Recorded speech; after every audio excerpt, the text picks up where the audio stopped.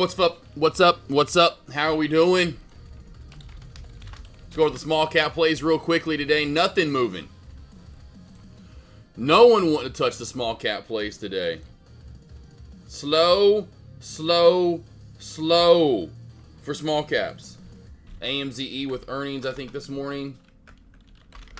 Not Amazon, AMZE, my bad. AMZE this morning had earnings. It's trying to pop. It's slow. It's slow. IVVD, your number one top gainer. It's up about 45-50% right now. It is slow. No volume here, really. CDTX is the crazy move on the gap up. Not really doing a lot in pre-market, though. It is slow out there today. It is absolutely slower than a mower. And I mean, they put that thing on the turtle.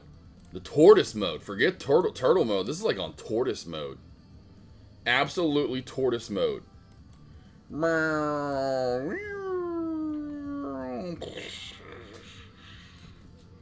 Dead. Dead. Dead. I don't even know what to alert for small cap.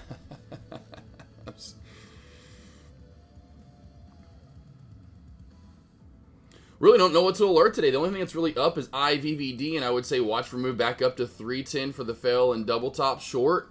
CYPH back up to 250. That's slowly moving up this morning. There's really not a lot to alert in the small cap at all. It's so slow in the small cap sector. It's absolutely crazy slow out today. Absolutely crazy slow out today. I don't really even know what to alert, to be honest. Like, I'm not kidding you. Like, this is one of the days where I'm like, whoa, what do we alert? What is there to alert? AMZE's popping up on earnings. That popped up a couple of days ago and didn't do anything. Cracked back on down. We do have IVVD up, CYPH, but that's about it, really, that's popped up today. XPON was one earlier. That's meandering around. It is going to be a very slow day in the small cap sector. Very, very, very slow day in small cap. So IVVD, watch for a pop up to 310. It's got 245 support. 220 support. Over 310. This play has 52-week high at that point written on it. If we do get over that, traded this play in the past. That's awesome. All right. Watch for a move up over pre-market high. And the 310 mark, past chart history resistance there for a move to 330. Over 330. Watch for a move up to around 4 to 410. I just don't feel this play is going to get off its butt and go up there. 435 would be next for IVVD, CYPH. If you look at CYPH this morning, watch for a move up to 250. Very strong resistance. This is LPTX, the runner from Tuesday of last week that went, or Monday. I think it was maybe Monday that LPTX, whatever day LPTX went crazy. Maybe that was Monday. So 250 strong resistance. Now, if LPTX can get up and over 250, watch for this play to run up to the $3, $3.20 area. As of right now, most of these plays are caught trapped in the bands. Not a lot of movement. Like the upper and lower VWAP band for CYPH is 227 and 191, and we're coming back down to the lower band right now.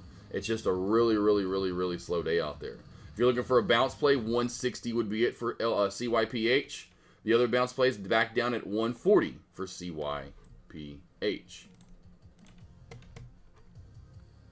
And that, and my friends, is really about it. Other than GLTO, watch GLTO for the pop back on up through 30. Over 30 to 33.50. And over that, this has 40 to 50 written all over it today. With this higher low pattern. If you're looking for a dip buy for GLTO, watch right around 25.50 to around 25. And last but not least, XBON. Really strong resistance at 190 into 2. If we crack back on down, there's really no support I see for a bounce play. We're at it now at 160, and she's not really moving. Now over 2 in pre-market high. A lot of resistance past chart history. A lot of upper channels from 180 into 2. Over 2. Not a lot of support or resistance there. This play could really easily pop up to around 3, and that's the next strong resistance I see, as there's really not much in the 2s to around 275, and over that then to 3.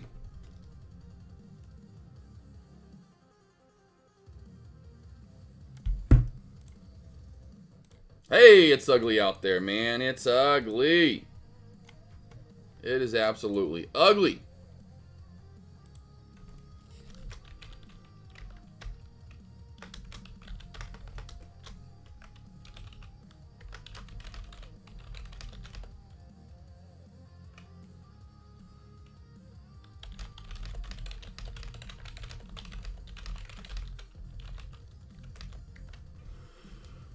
All right, all right, all right.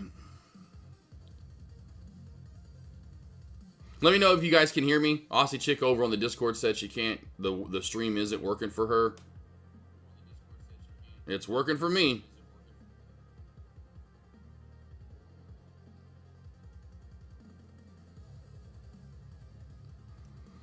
Just checked myself and clicked on it. Went right to my live stream and I was listening to myself repeat myself. So yes, everything should be working. If it's not, let me know. But my link on my side, when I click on it, goes right to the YouTube.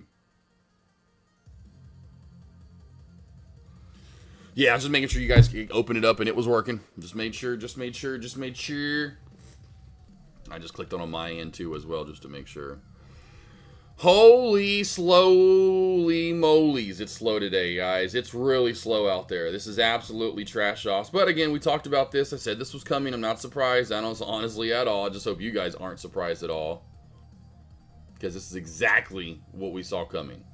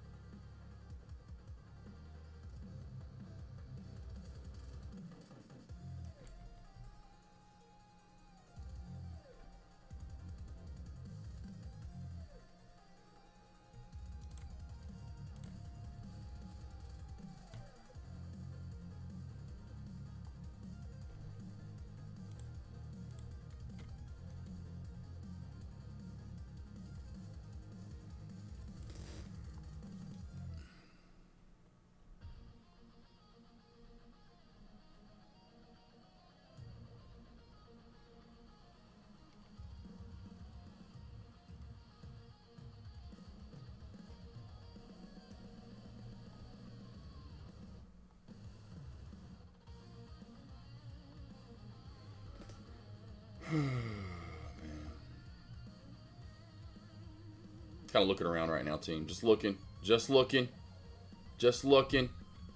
If there's any tickers you guys want me to go over that I haven't gone over today, let me know. We'll go over them.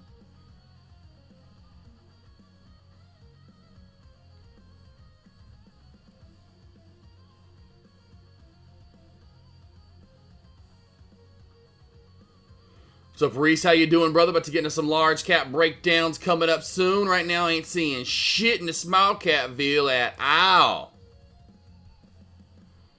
It's a ho out in small caps.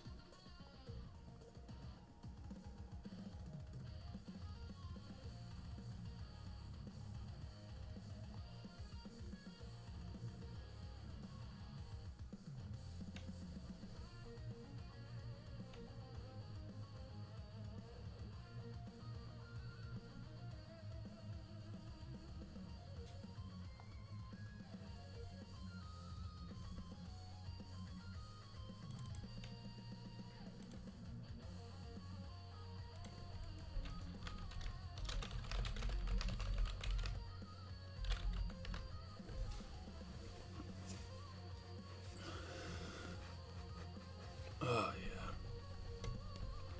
Go all in on Tesla. Going long, you going short. What are you doing?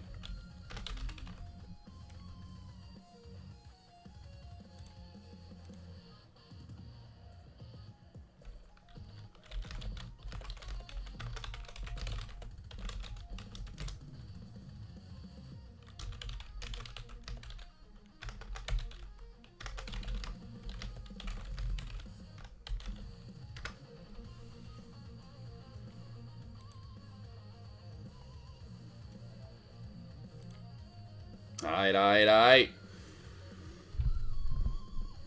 Oh, man, yeah, because today's going to be interesting, to say the least. I wouldn't be surprised if we come back up today. It's kind of like I wouldn't be surprised if we go down first, and then I wouldn't be surprised if we come back up after that and make some crazy red to green move. Wow. You know, after yesterday, it's going to be very interesting to say the least.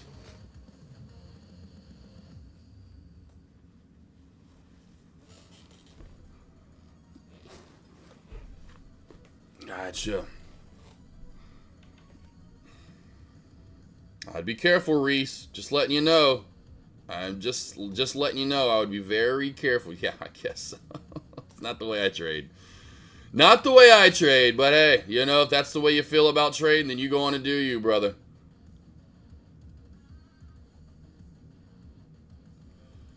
What's up, Ross? How we doing? Molly, Ross. Hopefully you're doing good. About to get over some large caps here in just a second. Just kind of getting them all loaded up over here.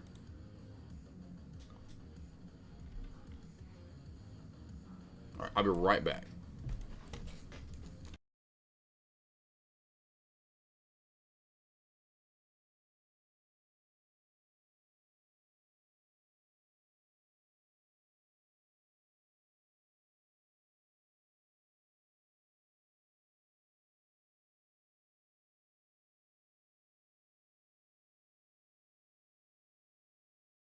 Sorry, I had to let the pack out. The dog come running in here out of nowhere. They're like, Dad, you're up? I didn't know you were up. That's what I feel like they're saying. Man, we got to go piss and shit, dude. That's weird. Yeah, Link works right on my phone. I don't know why it's not working on your phone, Aussie chick, because that's where I tested it. I just clicked on it right away and it opened right up in my app. So I have no idea. Although the last couple of times, is that for real? That is hilarious. The damn McRib ruining the market. Got to pay attention to that, Reese. Got to let us know next time. Hey, there, McRib's back. Don't forget, when this happens, the stock market freaking dumps. Everyone. It's weird that people like the McRib. I'm lost. How you gonna go to McDonald's and get a McRib? What are you doing with your life?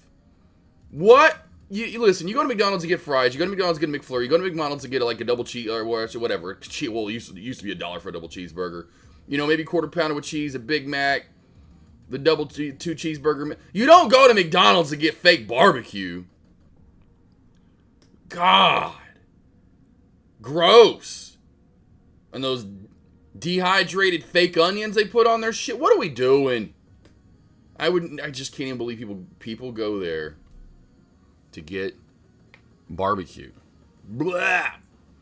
Oh my God, you with extra fake onions? Who are you, Molly? Ugh. Gross. Nasty. Please tell me you've had real barbecue. Like actual real brisket. Actual real pork. Not, I don't know what the fuck I'm eating. What is that? Oh, you don't know, manager? Hey, back there putting my... Do you know what this is? No, you don't either. Does anyone know what this is made out of? Maybe I shouldn't know. Maybe I shouldn't get this. You know what? I am going to go to my laboratory down the street and just see what exactly is in the McRib. You find out that plastic is in it. There's a little bit of lead in there. You find out that there's a lot of different DNA in there from different animals. It's like, oh yeah, I just could never, Molly. I just could never do that. Could never do that to my body. I just like, it's like, no offense, but I can't do like chicken nuggets anymore, because if I take a half bite out of a chicken nugget, now there are some places like Chick-fil-A that's got good nuggets that's a little bit more quality chicken, but like the nuggets at McDonald's, or you know, and I used to love Nugget Day at high school. You know, chicken nuggets. You could do double, triple nugget. You could get as many nuggets as you wanted. Mashed potatoes and gravy in a row. That was like my favorite. I think that was like everybody's favorite day in high school. Chicken nugget day. Hell nah now. Hell nah. I wish Chef Boy was listening. Chef Boy. Chef in chat. You're a chef. What the hell are in nuggets? What's in a McRib? What would be your guess? Do we really want to know? Oh, yeah, Chick-fil-A, yeah. Oh, my gosh. Oh, it messes your tummy up. Oh, for sure. Okay, stop, don't ruin it. Oh, Molly, I'll let you have your McRib. I'll let you have your damn McRib if you want it. I had an ex-girlfriend that loved it a lot, too, and it came back, and I just would look at her like, McRib? You know we live in Arkansas, how many good barbecue places we have here, and you gonna go eat that shit. Man. At least I'm... Man. But hey, I mean, to each their own. I mean, it's like, you know, Thousand Island on the Big Mac. That's like the secret recipe, you know, dressing. Not a lot of people like a Big Mac. I like a Big Mac. I think it's good. But somebody's like, why are you going to put salad dressing on your burger? And I know it's weird. But it just tastes good. I don't know. Oh, man. Let's see here. Recently, yes, it takes me to my YouTube, not my AK channel. Weird. That's weird. Yeah, I have no idea. Because, like, here, I'll show you guys right here on the live stream. Like, when I click on it, this is what you guys should be able to do. Sorry, I'm still wearing my Groot shirt from yesterday. I put it on again this morning. It was on the ground next to me. You can see my hair that I wake up with. But see, like when I click on it, like see, I'll click on. Well, that's the alerts. Come on, Josh. But see, when I click on the live stream, so there's my live stream, right? So I'll just click on it. When I click on it, boom, it just takes me to YouTube. So I don't know why it's not taking you guys to YouTube. Look at my hair, though. It's pretty sexy, huh? So one thing about me getting old, my hair used to be so thick, and now it's like thinning as I get older. It's not bad, but it sucks. Let me tell you something. Because I used to have like girls run their hair through my head, or like, you know, like this when I was younger. Your hair's so thick and so shiny and pretty. Your hair's so soft.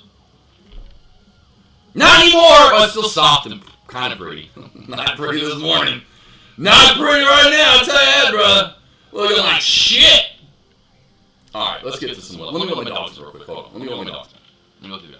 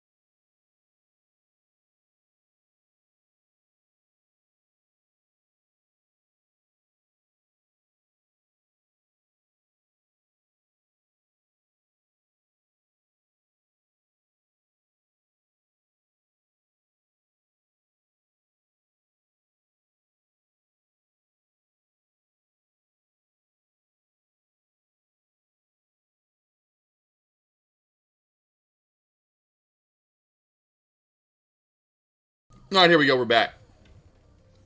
Wait till I get 90. Well, I could do like hair transplants. I mean, there's those rich guys. I mean, I wonder how much those cost, but they're, you know, like, I mean, you see it, John Travolta, Matthew McConaughey. I mean, Tosh.0 is one of the greatest examples. Y'all know Daniel Tosh, right? So, I mean, look at this guy. I mean, look at his hair. I mean, he was completely balding. I mean, look at that. I mean, look at the difference. And then now he's got his little podcast, and it's all like Rico Suave thick. I mean, hey,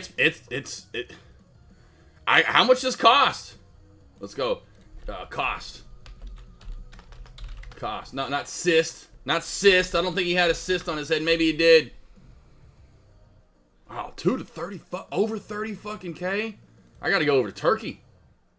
Shit, fuck LA. I'm going to Turkey. I'm going over to Turkey. That's probably what he did. I'm down with 41. I ain't paying that. Fuck that. I'll pay 4,100. Get a nice, good thick of hair. And this is 5,000 graft procedure? I mean, that's more than they're doing out in LA. For way cheaper. Let's do it.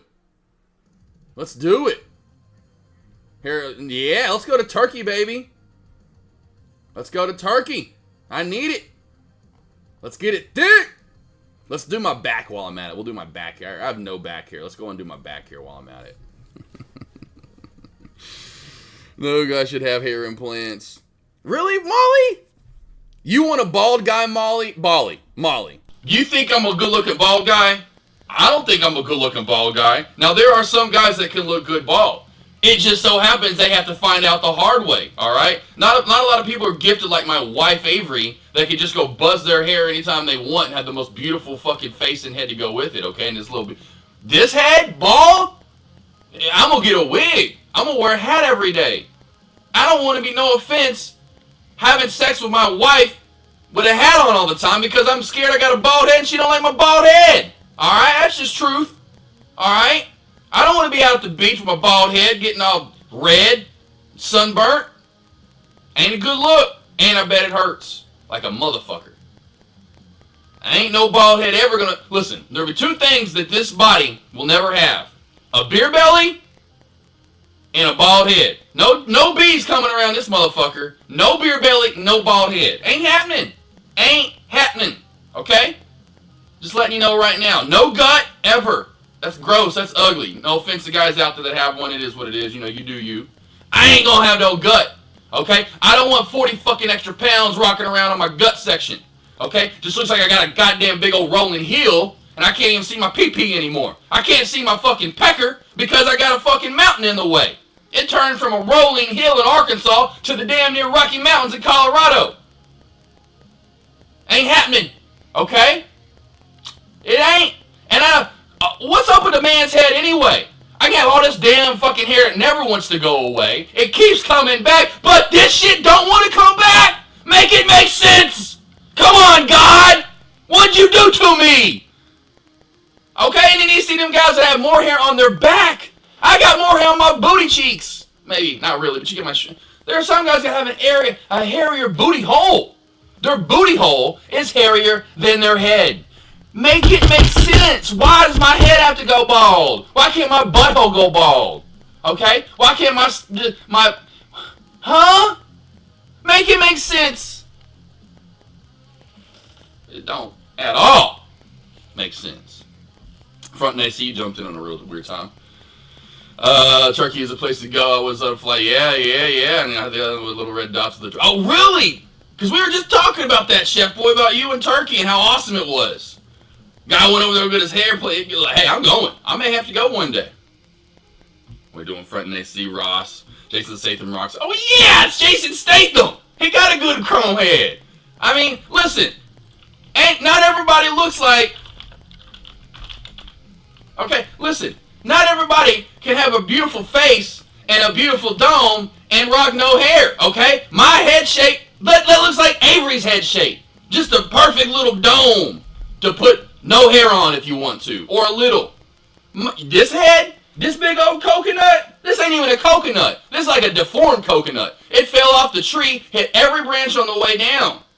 Luckily, it's got hair to cover up all the damn knots on it. And I got a pretty face that's somewhat to go with it, okay? Listen, not everyone's going to have a head like that. I sure as hell don't have a head like that, okay? My coconut hit every branch on the damn way down. It's like, what are you doing? Don't do this to me. Jason Statham's a very good looking guy. I mean, look. You know how good looking he is? I'll tell you how good looking he is. Look. Who's his wife? Oh, just Rosie Huntington Whitley. That's right. White, whatever her name is. Transformers 3. Transformers smoking as hell. Transformer, he's short as hell. Hey, can't do shorties. Now some girls are into short guys. Luckily Avery, you know, she ain't into short guys. Avery's like, nah, you gotta be taller than me. If you're not. Hey, luckily Rosie isn't as shallow as my wife, I guess, you know? Little shorty over there, little short round over there. But yeah, look, he's a good looking man. Hello? I don't care how good your personality is. You pulling that, and that's in your bed every night? You either got a big pecker, or you are a good looking man. Or maybe a combo of the two, I don't know. Josh Express, listen, this is why I have 100, almost now 102 week straight workout streak on my Peloton, okay? Started on Thanksgiving of 2023. So no beer belly for Josh as he gets into his 40s. It ain't happening. I've always felt that way, though. I've always felt that way now, though. I would just see that as, as a kid. You live in the South. You can't help but go to the beach. You're out on the lake. You know it, Molly. It don't matter where you're at in the world. We talked about this. Molly and Ingrid knows about this. You'll see those fat guys at the beach, and they got the huge beard. Now I think that was the day we were talking about Speedos. And then we'll see that. Big old fat dudes with a little bitty pecker and a bald head, but a whole body full of hair. Back covered in hair, chest full of hair, arm full of hair, butt crack full of hair, wearing a Speedo, bald as a mother, and a huge beer belly. But I saw that so much as a kid. Going to the beach. They're 30, 35 years old. Huge gut. Just huge. And then, of course, the older you get, the bigger it got. Pappy had one, my grandpa. Just ain't happening. It ain't happening. Ain't happening. All right, let's see here. We're good. Easy belly boy. Yeah, right. Yeah, that's just me. I used to see it as a kid and ain't happening. AK ain't that. Listen, AK ain't never had no belly. Look, I'll push out. Look, I'm pushing. I want that to where if I push, there are some guys and even women that when they're ripped and little, I don't know how they can do it, but they can push their gut out and it makes it look like little skinny girls. It looks like they're pregnant, because they can push their gut out so far. I'm like, how y'all do that? Is that like a sign precursor early on? If you can do that, that means you're going to be fat when you get bigger? I can never push my belly out. Never. Never. Avery can't do it either. I'm like, how do those people push their gut out so far? It's like the people that got thyroid, whatever, in their eyes, they can pop them on out. They got the big ass eyes. All right, we're having fun today. I think I'm going to join them with the transplant. You and me, Josh. Yeah, let's do it. I'm down, Robert. Let's do it, bro. Let's have a good time in Turkey. 10K gets us. What I've heard, for $10,000, I'm flying to Turkey and back with a hair done and first class.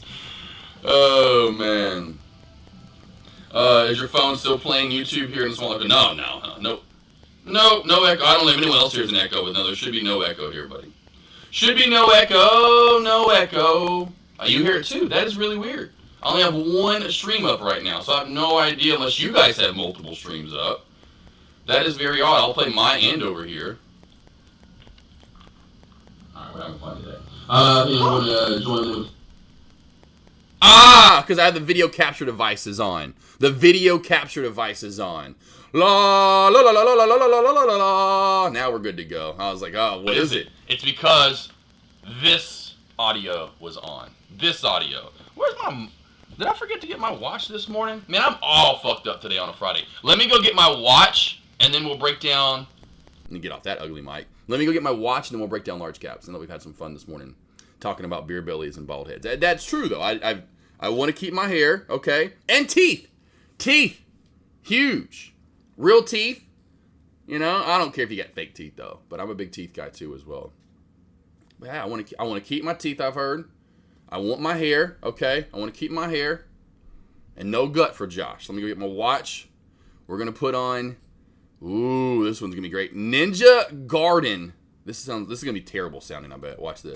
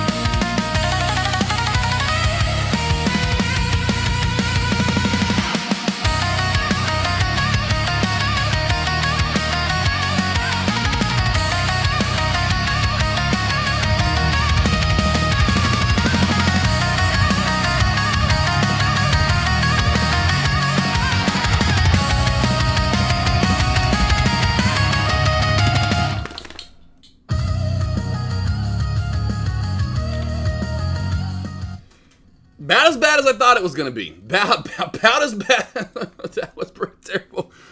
All right. Yeah, sorry. That was the, yeah, you're good. Thank you, Reese. Thank you guys for bringing that up. That was the stupid video capture device that was on my, the camera. The camera that I have. Oh, I love to go to Turkey. I'd get my hairline and teeth. There you go. Let's do it, Max. Let's do it together. Let's make money. We all go to Turkey to have a beautifying session. Tessie up $5 since my little. Nice. Tesla. Yeah, I'll get into the large cap plays now. So we'll get into Tesla, all the large cap plays here. She's a big mover. We're going to have some very, very volatile moves today. I have a feeling in large caps. Let's see here, to 360 today. Oh yeah, JTW. This will be an interesting day today. I'm going to go bigger on the levels. I don't know what we're going to get today. We're down so much, JTW, we could head back that's what I said. I said either SPY to 660 today or SPY back to 674. I feel it could, one of those is happening. B, both could happen, which is crazy. We could go to 674, back to 6, all the way then back to 660. Could reverse here, go to 660 and come all the way back to 674 before the end of the day. We'll keep GLTO on watch. To me, that's going to be your main small cap mover. It's more of a mid cap play now to watch this morning. I'll go back over to the scanners here. There's just nothing moving. Absolutely nothing moving. I think the last one was SGD that I saw people alerting in it. There you go. There's nothing going on. Nothing. Before I break down any tickers, is there any ticker you guys want me to break down? Reese, JT, Max, Ingrid, Robert, JT, Molly, Front and AC. By the way, if you are in the Texas area around Houston, make sure to get Molly's information. That would be Ross Schumann in chat. She wants 10 McRibs today. You can stop by, get every McRib. Just get every McRib you can. Just sell them out. Say how many McRibs you got in there. You pull up to the McDonald's. Say how many you got. 53. I want 53 McRibs. I want all of them. I want to sell you out. All right, any questions? We good? We're going to break down large cap plays. No beer belly, no bald hair. No beer belly, no bald hair, okay? Can't do it. Oh, we'll get into PLTR. Don't you worry. We're getting to PLTR. Thoughts on BE pops? BE is going to move with the market. I mean, you can look at any stock right now, and they're pretty much all doing the same thing. So in my opinion, all these tickers today, I mean, if you pull up any ticker this morning, and we'll just show this we'll just go to a 5-minute time frame here. Come on, any moment now. Right, so there's Tesla. Let's go to PTIR, which is PLTR, right? Let's go to Meta. And the drops are all going to be a little bit different, but they're all going to pretty much be about the same. You go to Google, go to AMD, go to Apple, all right, go to SoFi, go to B. They're all essentially the same thing.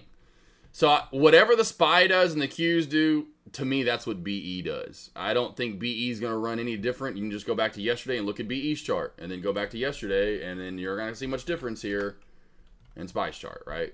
It's pretty much the exact same thing. I'm going to give levels for the day, but before I start these levels, I'm going to tell, the morning alerts, I'm going to say every one of these tickers are going to be running hand in hand most likely today. Just as we did yesterday.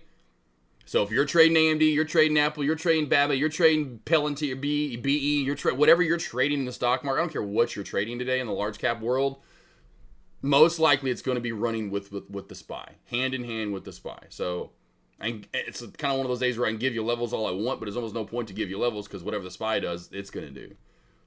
100%. That's just, we're running hand in hand today. It's just since yesterday. So none of these plays, in my opinion, are going to run on their own. They're all going to be running with what the SPY does, essentially. So if the SPY goes up, we'll see a little move up. SPY goes down, we'll see a move down. It was good yesterday. Of course, I was on the TTP stream, etc., and then I get done trading. But if you go back to yesterday, I love days like yesterday when you all run together and you can go pick whatever ticker you like, and you just wait for the crack. You see the SPY crack, and then everything else starts to crack with it. That makes it easier to trade. So maybe we have that today and we start cracking back from 664 and then boom, and then so then we can start taking bear flag on bear flag crack.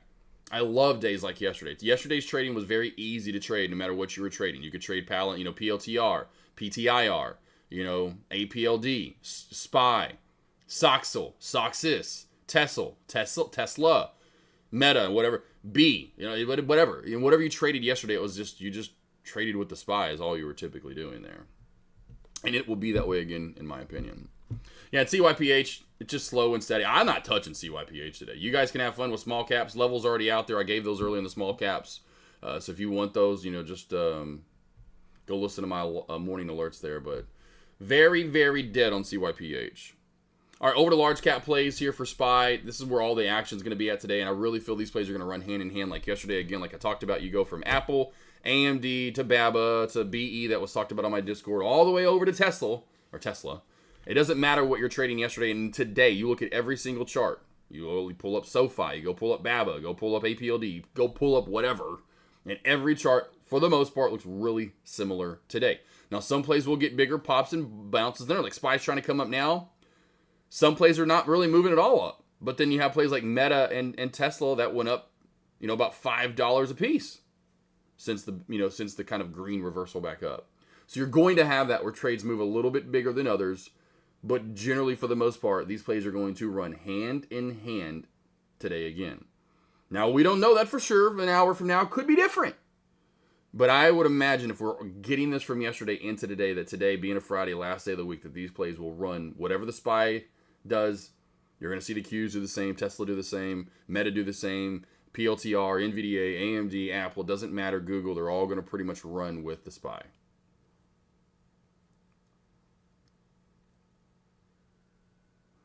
Little hand-in-hand action, that's where it's at. It's slow as motherfucking can be in the small cap sector, that's a fact. If you are looking for a trade, IVVD up to 310 for the short reversal. It may not get any higher than this 285 area. Same thing for CYPH, test the 220, 225 area if you want to, but the real key area is back up at around 250. So it's one of those things where I don't know if these plays are even going to get up back to the real good short area, and we may only get this first area that kind of rinse and repeats over and over and over. To me, it's GLTO today. If you're looking at small cap plays, I know it's a mid cap play now, but GLTO would be your one to get the nasty move on it. Got it. I love the talk this morning. Everybody's heading to Turkey now. All right, let's get into levels. I'm still going to stick with the theme with that 660 area from Friday of last week. Oh, here we come down again on this Friday. On the way down, we do have 664 support, which is showing pretty nicely this morning. Under that, there's no if and or we're going to 662 down to that 661 mark. So I'm going to go 661 normal low of day, ultimate low of day, watch for a move down to new lows in this run. We'll see if we can go back and try to find something here that makes a little bit of sense under 661. And there's really, it's way down in the 650s and the 640s where you see a lot of nasty upper shadow or lower shadows. But I would say if we go under 661 for the day, watch for a move down to 658, right around 658 area. Being the fact that we're down so much, I'm not going to go too much further to the bottom side and have another huge bloodbath. Bloodbath for sure could happen today, but I don't see and expect a massive, nasty one. On the way up, over 668, watch for a move to 669.30, and then over that to 670. 670 to around 670.50, normal high of day. Ultimate high of day goes back up to 671.50, and then over that to 673.65 for your ultimate high of day. I put this over in the live stream. So I just talked about it too as well, in my opinion, on the Discord too as well. It's either 661 essentially for the SPY today. That is a guarantee, or back up to 674, the ultimate high of day. I feel we will get even higher than that normal high. I just did that just in case. But I feel moving all the way back up to the 670s is a lock today, or down to 661 and we go a little bit lower. So one of those is going to happen today. Either we get the bloodbath and we head down to 661, or this is a rocket back on up and we go back up into the mid 670s, lows mid 670s. Both could happen, and I talked about that too as well. We could crack down to 661. We're sitting down the next thing you know, it's a huge red to green move. We go all the way back up to the 670s. And go back and look at Monday. I mean, hell, go back and look at last Friday. Look at last Friday. We started right around the opening bell, right around the 668 mark. We go down to 661, end the day at 671. It's possible. Spizzle, trizzle, crizzles, baby. All right, now that everything is running hand in hand, use that, understand that with AMD and Apple. Those two charts, in my opinion, are just absolutely hideous. AMD and Apple are, but again, watch for that continuation on down today for both of those tickers. I'm just not a fan of either one of them because of the chart where they're at overall, and just they've been really, really choppy still throughout day in, day out. But I would say still watch that hand-in-hand action for Apple and AMD. Ugly charts, though. All right, we'll go over to the B's and Baba. Baba, almost said ABBA right here. Well, that's a great band. Little SOS. Oh, under 156.75. Watch for a move down to 156.20. That's Wednesday's low of day. We will get lower than that if the SPY goes down to 661, in my opinion. So it's trying to find that on the chart. We're going to have to go back. And we can see it there back in October, that 660, or I should say 150. That 157 area is going to be crucial. But if we crack underneath that 156.20 mark and the low of day from a couple of days ago, watch for a move down to 156. What was the low from 156.20? 156.20 is the low from Wednesday. If we crack that, watch for a move down to 153.80. 153.80 normal low of day, ultimate low of day then goes down to 151.75.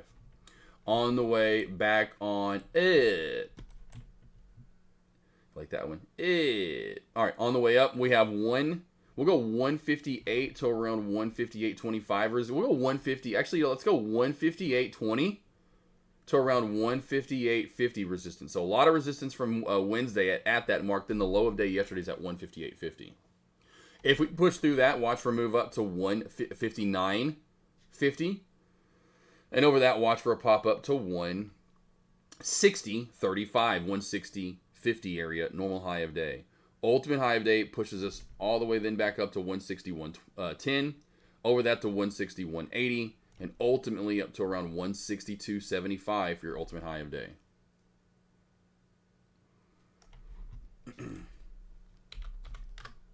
I'll just put this in there for one day because a lot of traders were looking at this yesterday on the Discord for BE. Again, these plays are going to run hand in hand with the SPY. SPY's bouncing up right now. Meta, Tesla, BE, they're all trying to get a move. Some moves will be a little bit bigger than others.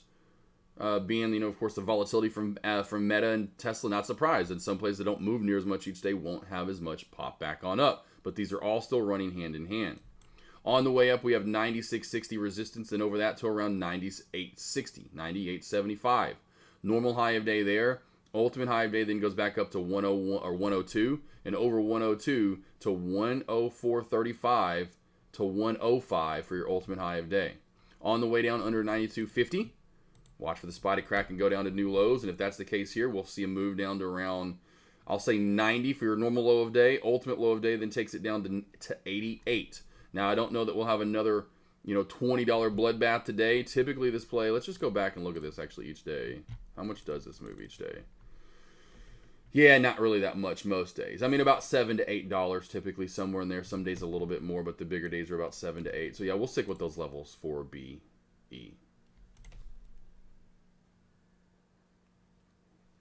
All right, working our way through the alphabet here to the G's in Google on the way down today. Big sell-off there in after hours, or I should say in pre-market this morning. Bigger than some of these plays, it looks like, as far as percentage-wise. But under 271.40, which is definitely support from past chart history here. Watch for a move down today under 271.40. Zoom really close there, right there. Yeah, 271.40, that's actually the high of day from Tuesday, the 28th of October. Under 271.40, watch for a move down to 270.75, and then under that down to 270. And I'm going to go one more level down under 270 at around 268.75 for your normal low of day. Ultimate low of day then goes down to 267.25. On the way up, watch for a move back over 273.25 for the move up to 275.40. Over that, then we go to 276.85. I'm going to go 276.85 normal high of day. Ultimate high of day then goes back to 278.75 area for your ultimate high of day.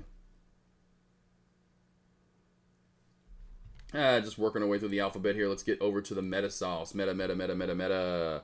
Popping back on up today. We have 603.35 resistance on the way up to 604. Over 604, watch for the pop to 608. Normal high of day there. Ultimate high of day then goes up to 611. On the way down, 596 just double bottomed off of that. Makes me want to say that'll be your normal low of day, to be honest.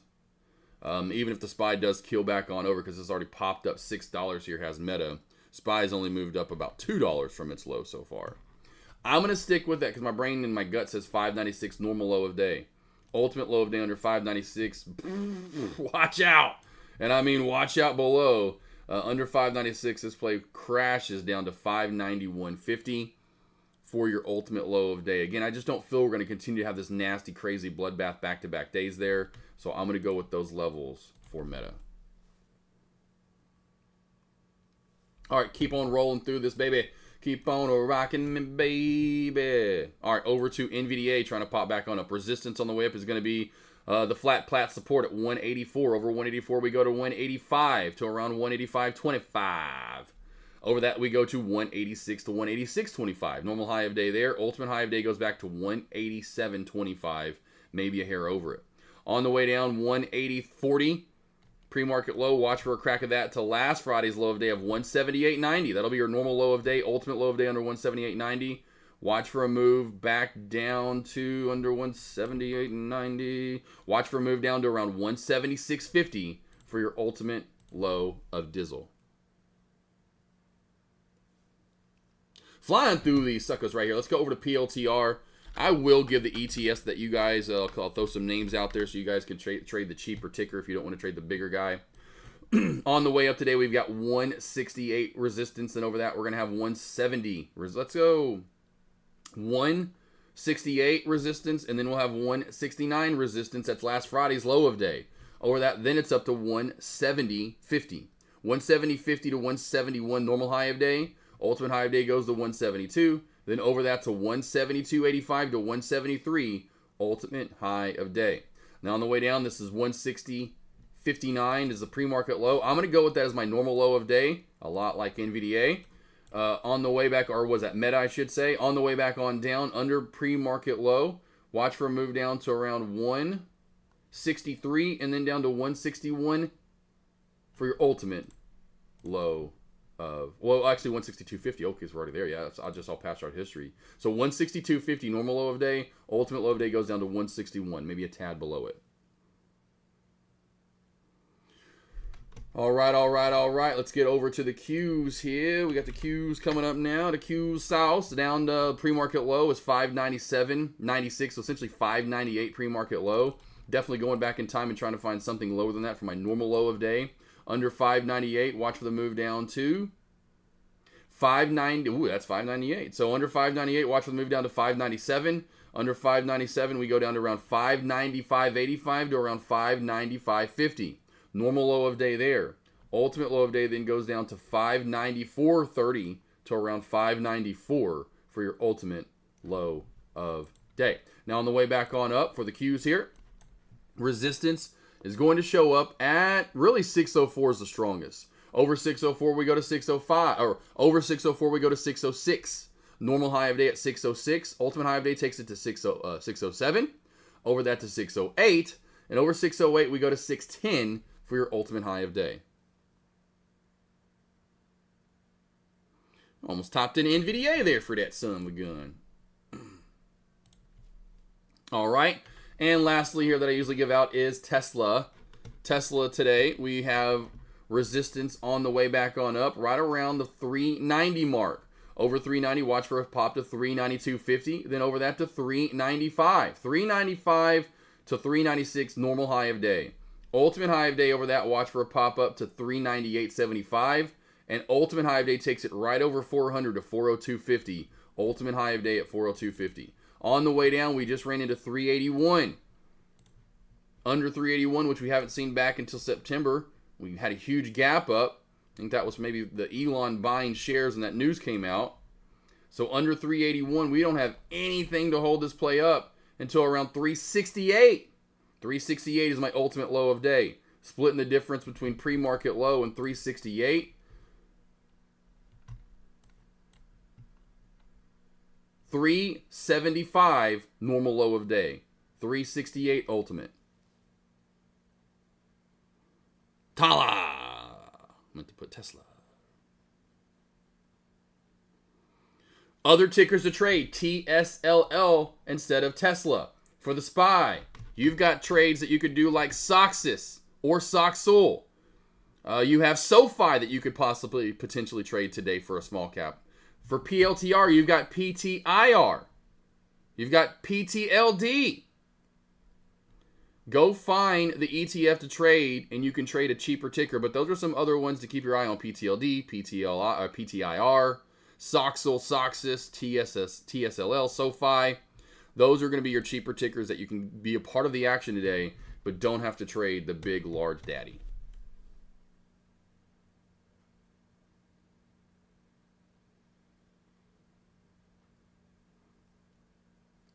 What to trade at the bell? Small cap wise?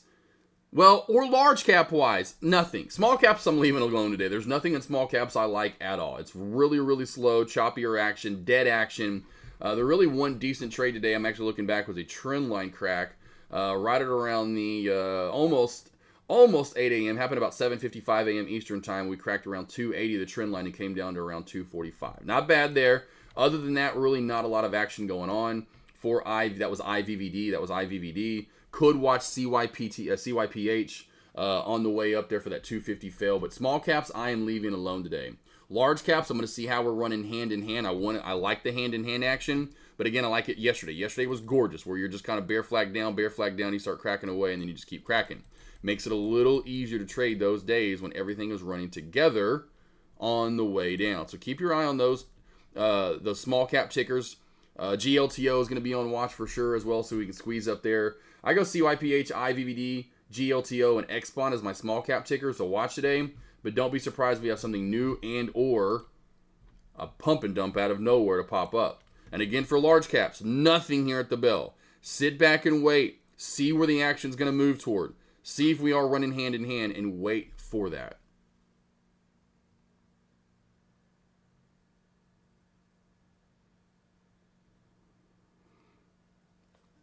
All right, Robert, Reese, any questions, thoughts on BYND, says Reese. Let's go over to BYND, Beyond Meats. Oh, this is barcode play. Does it pop up today? Yeah, it's just a buy. I wouldn't touch this. I would not touch BYND, my man. Would not touch this play. This is a meme play, pump and dumpy play. We talked about this at the Money Show, and this actually popped up the week after the Money Show, which was really funny. And now it's all the way back. It's probably going to fade down for more. It probably goes back down to 50 cents. I would not day trade BYND. This is called a barcode stock. When you see that, please run. I mean, I would never look at a stock like BYND. This is why. When I see that on a ticker, I'm out of here. That Sheila can have it. Get out. But if anything, I short this on a swing trade down to 50 cents. Would not touch that. Would not touch this at all. Unless it's a swing trade.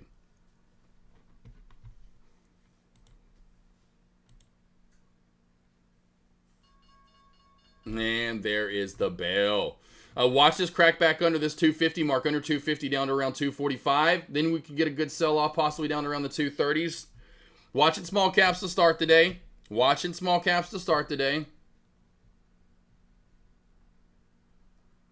course, I've got large caps on watch as well to see exactly what to trade.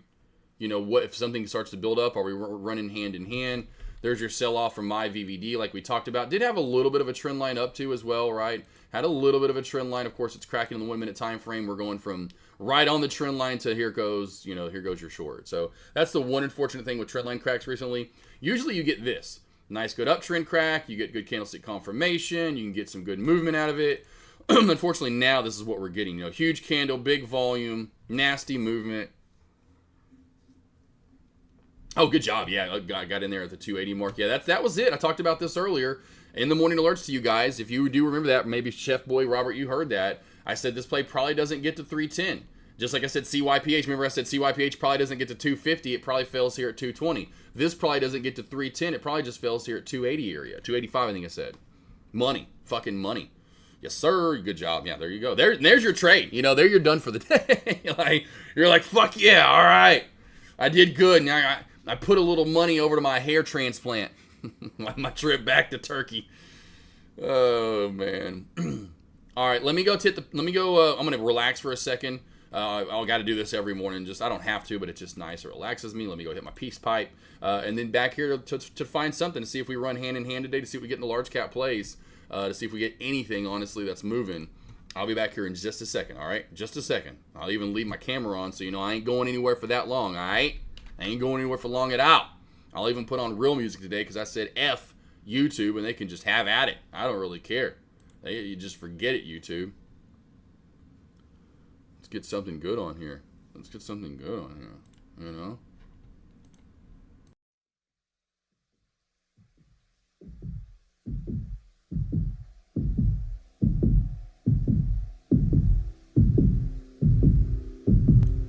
All right, name that song. What is it? Name that song right now if you can name it. If you can name that song right now, I'll give you a free one-on-one. What's the song?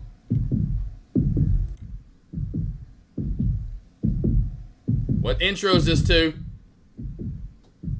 I'll let you think about it. I'll let you think about it for half a second. If anyone can answer in the next 10 seconds. 9, 8, 7, 5. So close there, JT. So close, Eddie Money. So close. You're so close. You were so close. You were so close. I respect your answer. And you know what? Next time I do a giveaway, Eddie Murphy movie song. It's even this. That's close. It might be Eddie Murphy movie song. I don't know. I don't know what that song is. You might want to look it up real quick. But I will. You know, I'll say this since you participated. Next time I do a giveaway, I give you the very first dibs. You get front of the line. I'll say, okay, he gets the answer first. And if he's wrong, then everyone else gets answers.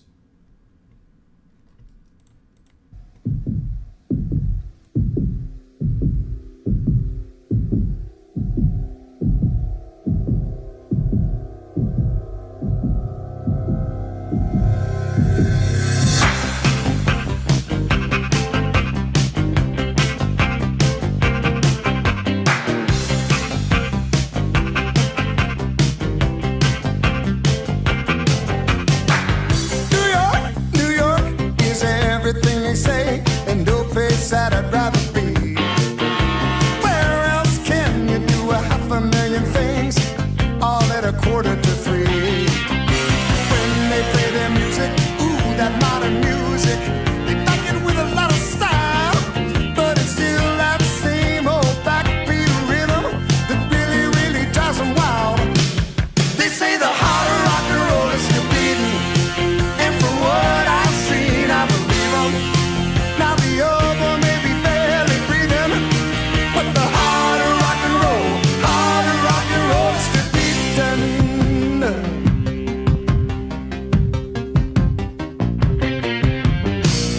LA, Hollywood, and the Sunset Strip is something everyone should see. Neon lights and the pretty, pretty girls all dress so scantily. When they play their music, that hard rock music, they back it with a lot of flash, but it's still that same old backbeat rhythm that really, really kicks them in the. They say the heart of rock and roll is still beating, and from what I've seen, I believe them. Now the album may be barely breathing, but the heart of rock and roll is still beating. Johnny!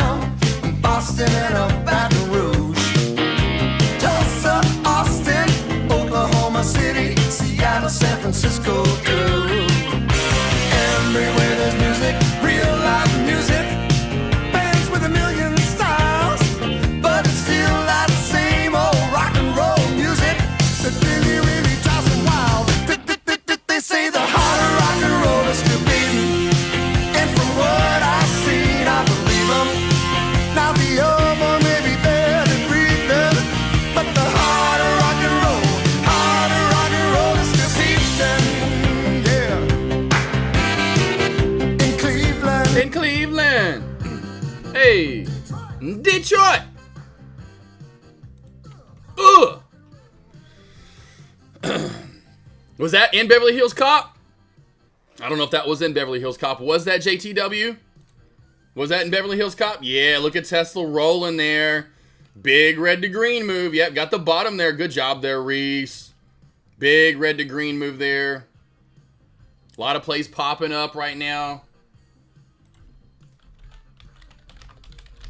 Got CYPH going up. IVVD.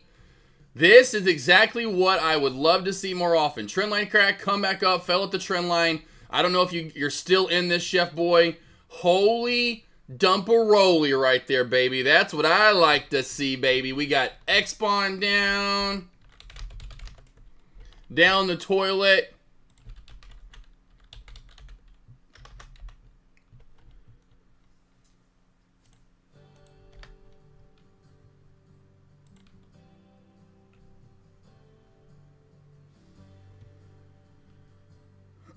Run with the pack. JT. That's awesome, JT. Sweet, man. I had no idea that was in... I mean, I can't really remember that movie, but I'm glad you remember that. So you get a free one-on-one. You did win in the end. You just let me know when you want a free one-on-one, buddy, and it's all yours. Got some old school jams playing today. What do you say? Take it easy.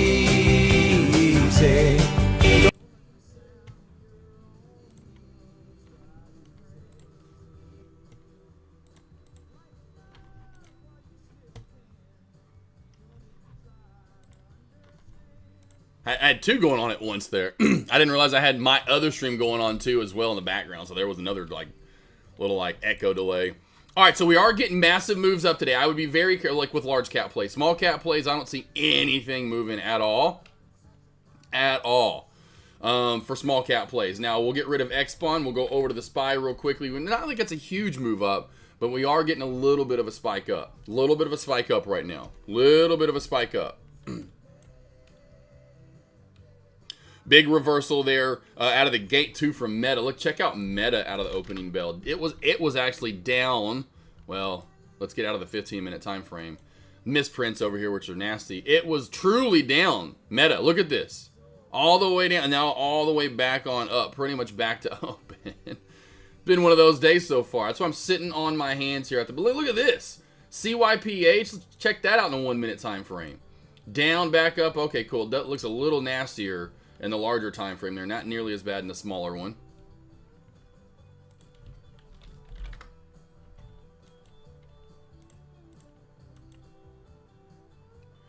I don't know what happened to AVXL here. So we have AVXL is popping up again. I don't know what happened with this play.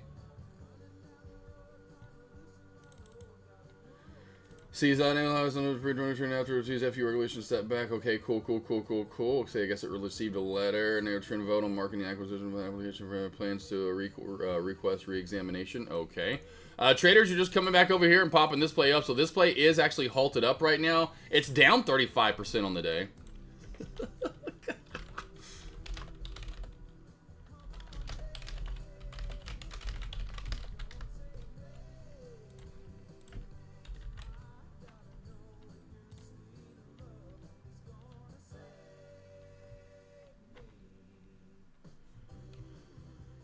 All right.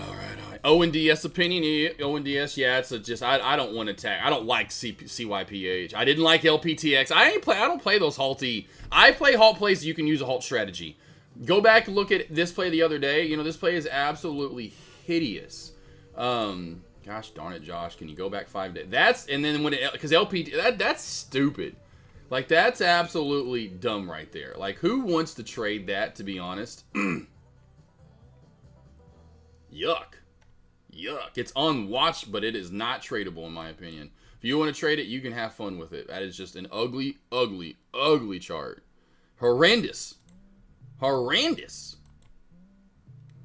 Tesla ripping back up, SPY back on up. Let's see if we get to that 670 mark like I talked about today.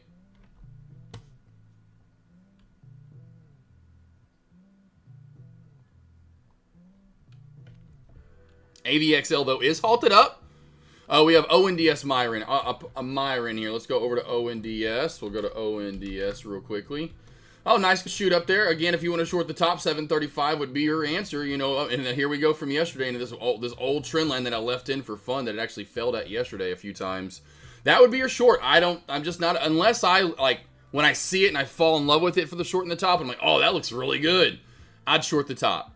I'm just not a big fan of this right here, you know, from yesterday. You know, just that would be it, though. You know, watch for move and the reversals here at the 735 mark, $7 mark. You can see yesterday how many times we failed right there at 710, and then I think it was the third push through, 1 and then 2, and this one it did fail. Decent, okay, but then it shot up and went a little higher before it failed off for the day. So you would think, okay, first time back through here, it should get a decent fail there right around 710, and here we go. You know, that would be your trade though for ONDS. Just be careful. The one thing I would say is 680. 680 seemed to be the key yesterday. If we get over 680 or back below 680, then I think you're looking good for the short.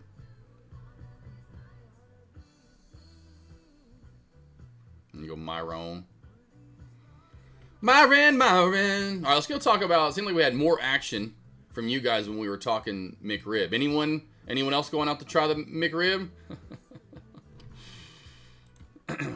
With old Molly, stock market dumps is what Reese says when the McRib is back.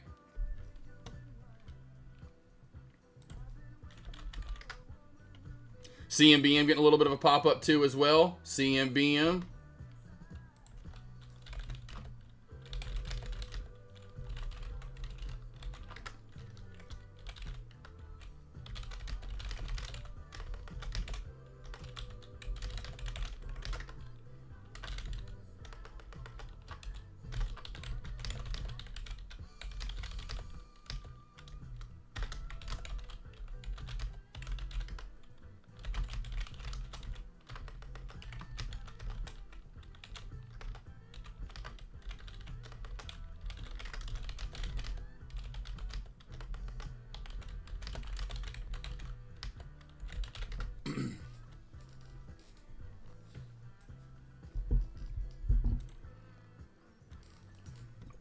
We got CMBM popping up there, giving Love Chip a hard time on the Discord.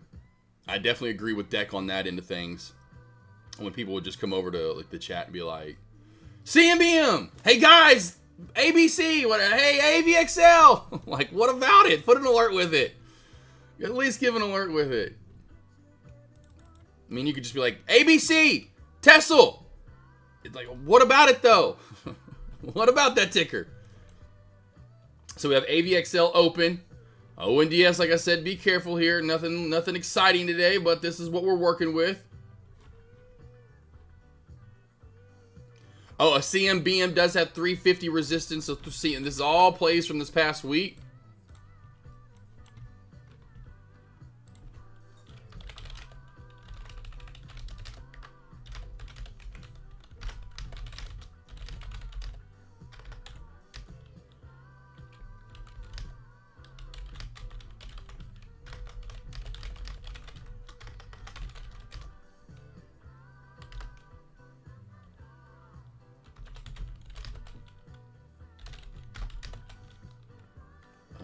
What was the other one?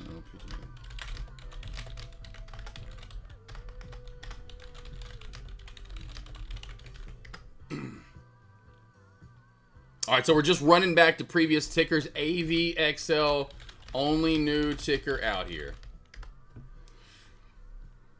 Yeah, and Love Chip, again, just be careful because ONDS is going and it's kind of running in right into yesterday's high of day. So be careful. Now it actually is making new highs right now. So just be careful at that area, you know, and on these areas here. So I doubt all these plays hold up.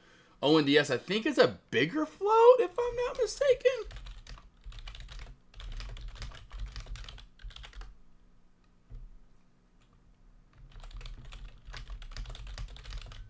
AVXL definitely has some mob. Yep, so that's why I said be careful shorting this play. Now, the area I like a lot, and I talked about this, and I would short if we got there today, would be this like 810, 820 mark. If we got to 810, 820 mark on ONDS, I would short this area. So Myron, if and when we get up there, that's where I would short it at, okay? Other than that, you know, that's really your next true level of resistance. I think I said, yeah, yesterday, right around the 750 mark, there might be a little bit, but the next true magnet, you know, is about $1 over the resistance that we were making from yesterday in the day, you know, essentially right here at this 750 or 720 mark, 720, 730, whatever. That's really where the next strong resistance is on the way up, in my opinion, for O and DS is at.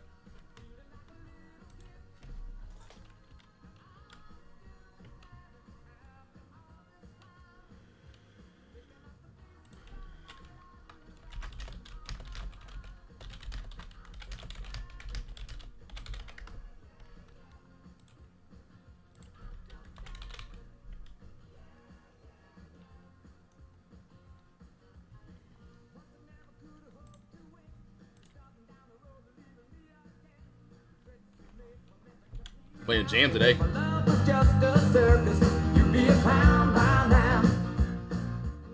Woo! Spy taking off. Spy just took off. Wow.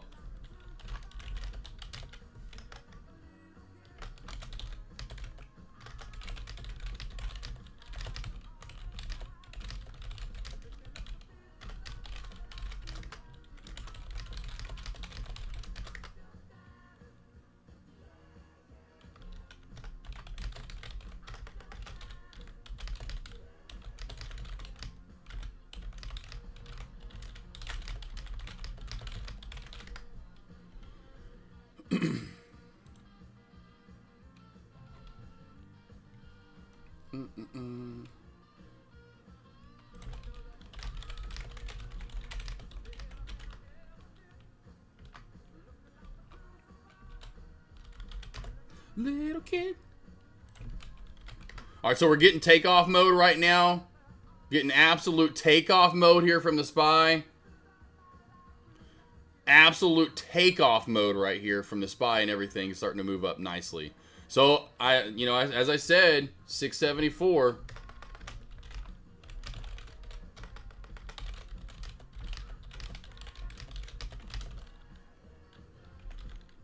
Wow, just crazy this whipsaw action.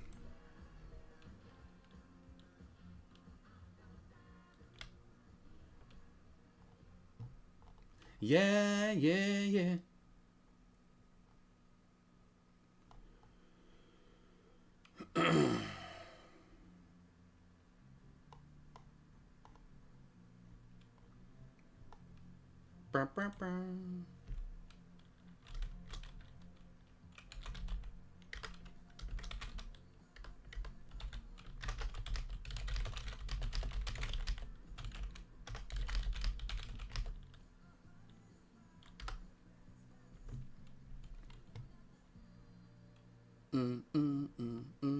ONDS, they're getting a double top fair hit 750. I like the 820 mark. Just sit back and wait for it. Move over to large cap plays in just a minute here.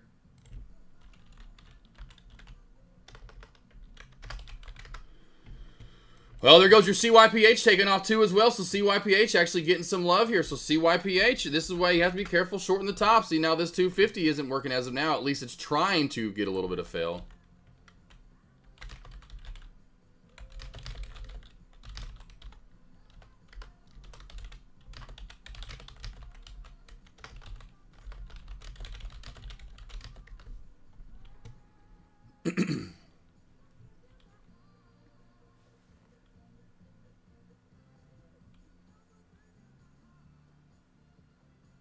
I won't go breaking your heart. Meta's actually ugly as can be today. Apple's ugly today.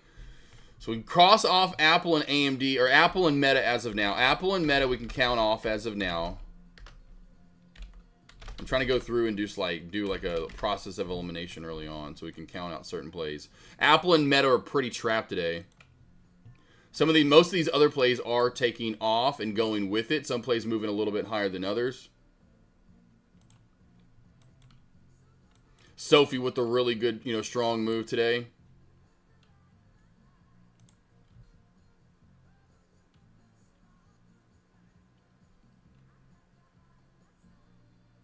Yeah,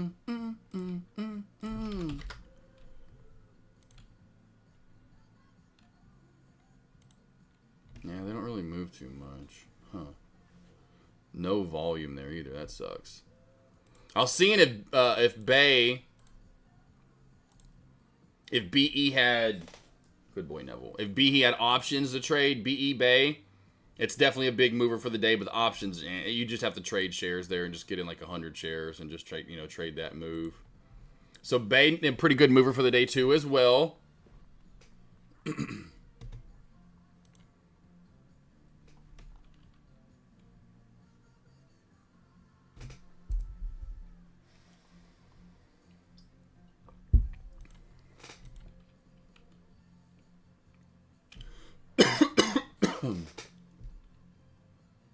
Man, it's small caps right here getting a little fill at the 250 mark from CYPH. ONDS is holding up at 750. I do feel this play can squeeze and get up to the $8 mark, so I would be waiting for that for sure. Still have CMBM on watch the right-hand side. Got a few tickers here on the small cap side trying to do a little something. Nothing too crazy, but we're getting a little bit of movement. CMBM is not fully filling at this 350 mark.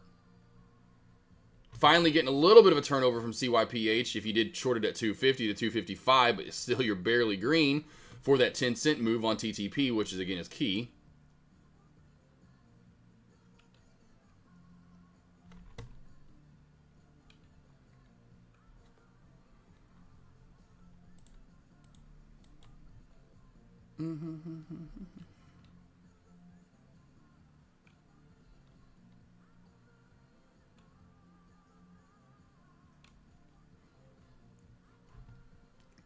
Boy, Bay's big. That's what's me. It's one of those things. I forgot which one it was I added in the past. Then we stopped. Coin, maybe. I know MSTR was the other one, I think.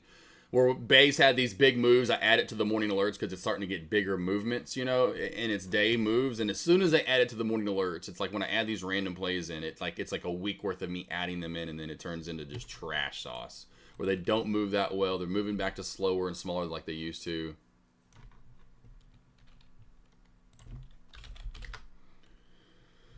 IVVD wouldn't be bad if that popped back up to the 280 mark. I'm still watching IVVD. I got CMBM on watch, that 350 area, 340 area. It's a lot like what's going on with these other small cap plays. They're not cracking back. They're kind of popping in resistance and then cracking down a little bit and then popping back on up.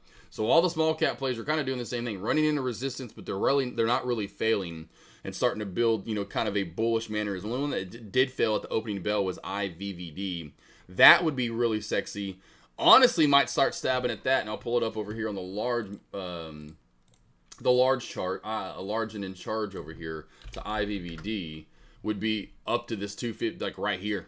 This old trend line VWAP area. I would probably start stabbing at it right there, honestly, and then even all the way up into the 280 mark. Just do like a few hundred shares here, and then maybe do a few hundred more up there. Then my cost basis would be somewhere right around the 265 mark or so, 270 mark, somewhere right around there, which wouldn't be too bad for the reversal back down to, say, 245. And then, so that's something to stab at and look at.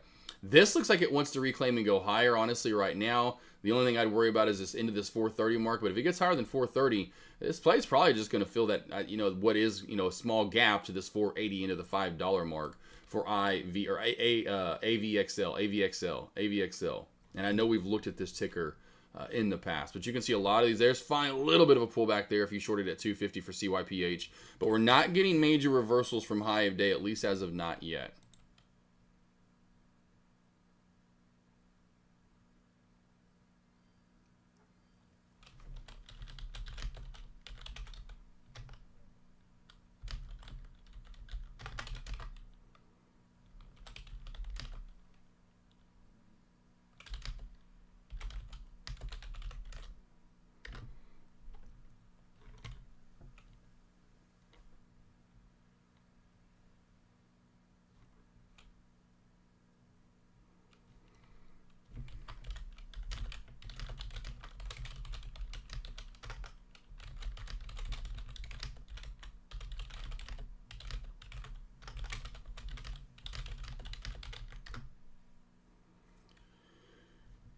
Sitting back and waiting here.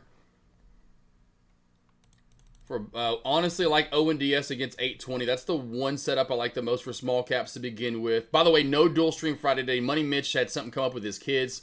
I was supposed to get Money Mitch on today, unfortunately, and Money Mitch was going to come on with me and do dual stream Friday, but Money Mitch couldn't. Something came up with his kids and couldn't. He's got 2 twins that are really young. So, unfortunately.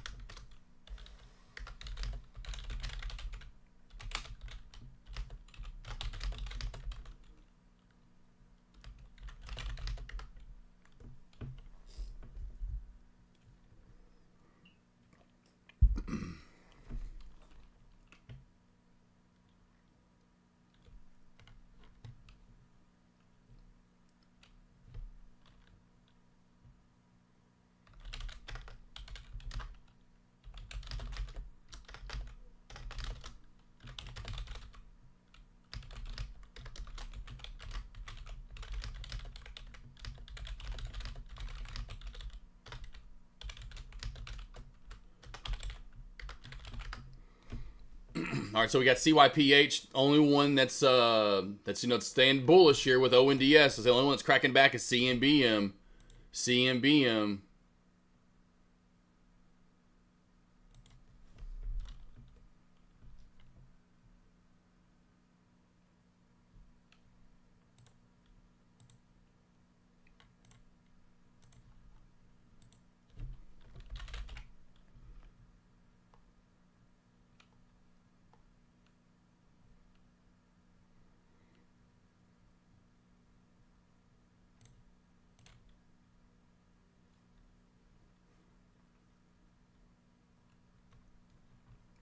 All right.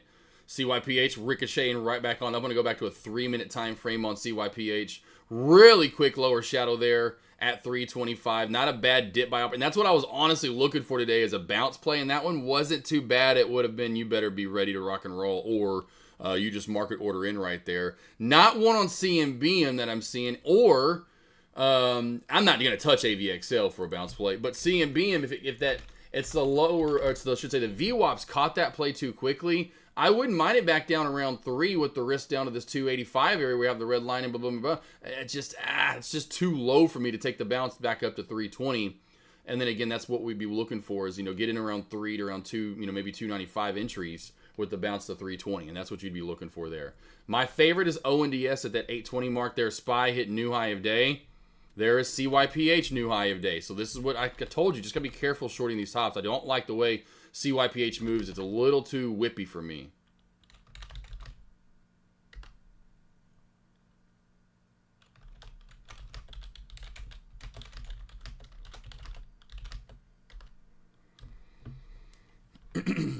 All right.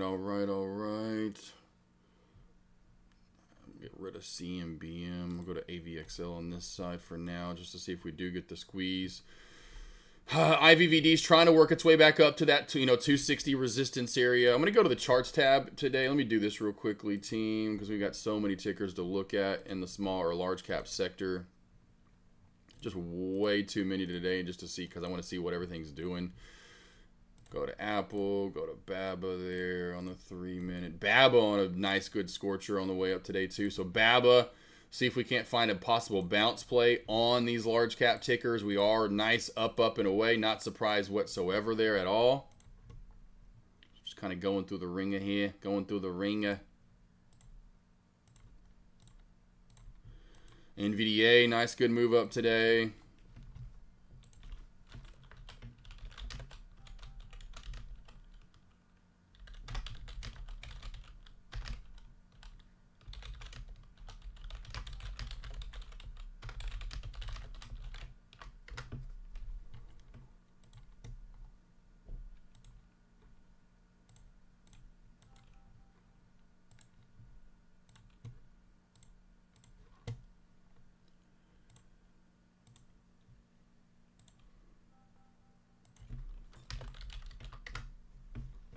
All right, so we got nice moves up today. PLTR, BABA, Google, all of them formed some weird misprint there before the opening bell, which is really weird. SPY didn't do that.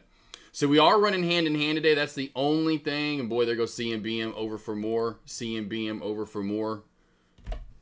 Lay down, Domino. Lay down, Yami. QMCO is moving up, just not much volume. QMCO. Oh, is that the... oh, we were just talking about this play yesterday. Like Qualcomm or whatever. Like all those plays. Quantum shit. Yeah, nice little slow mover. Bounce play for if you're looking at this play right here for QMCO would be at the 3 or 760 mark. 760 mark. Right now, this is going to try to be the dip area at 8. You know, we had the 1 now back on up with the higher low pattern. I'd be careful here again. Wow, that's a wicked little doji right there. On the way down, watch for this down to 760. That's just crazy how tight. The range in that candle team is 3 cents. For 1 whole minute, we stayed within 3 cents. That's nuts. That's nuts right there. That is nuts. 760 for the bounce play. Where back into the VWAP and 8. That would be your bounce play on QMCO.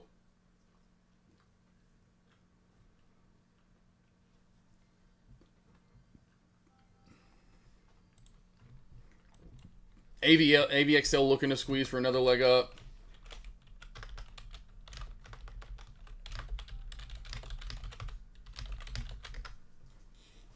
Domino, lay down, you goober.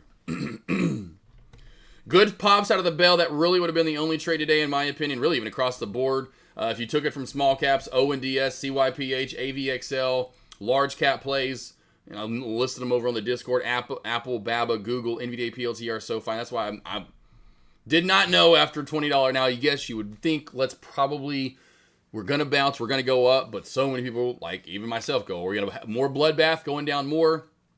So it's a little hard to predict that at the opening bell. You just have to wait for the movement, which was stronger than I anticipated. But everything is moving together today. Any of those large cap tickers, the mid cap tickers I listed there, they're moving up today. Nice, good, strong, bullish movement. Nothing major in the small cap sector. So what we'll probably do really is just sit back and wait for a good setup.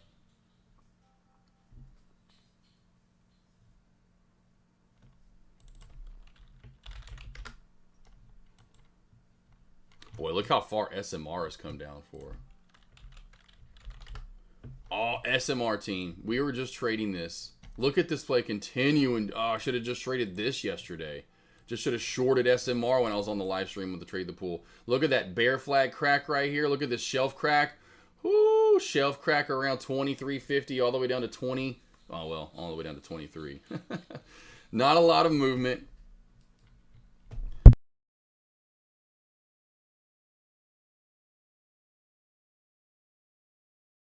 Gotta yell at the kiddos. Nice little bounce opportunity, honestly, right there at this 22.50 mark from SMR.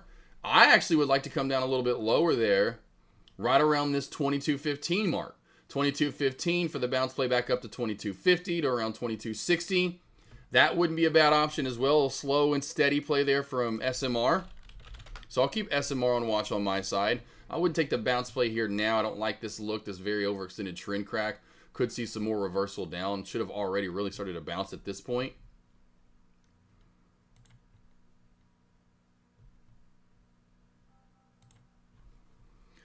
Well, there's a little bounce coming in right here down at the bottom. Didn't quite get down to my 305 mark. And again, as I talked about what you'd be looking for there for the move back up to 320. And there it is. Didn't quite get to my area. But that's kind of a, I know you guys in chat, Myron, and some of you other traders out there that need a little bit slow and steady Eddie play. That was not bad right there. That was not bad. SPY finally getting that reversal on the way back on down there.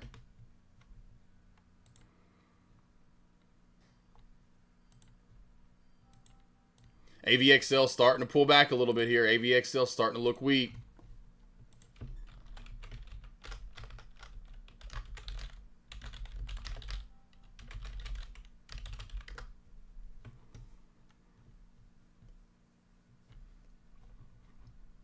I have two things beeping at me in the other room. Team, let me go take care of those real quickly. Hold on one sec.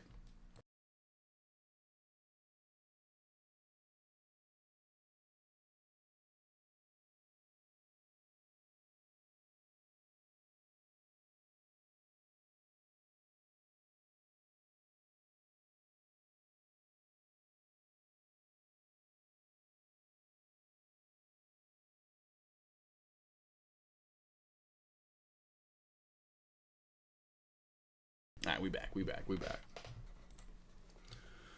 CYPH, again, next level up here. Where are we going here? CYPH. Okay, you know, I haven't traded, you know, a lot here recently. I would stab at this, at least like 300 shares to 500 shares at this 345 to 355 area. Again, we'll see how we get up there for CYPH, but this is your one mover today. We are up now 60%, and this would be your only play right here, in my opinion, to look, you know, what you're looking at for small caps. This is the only thing.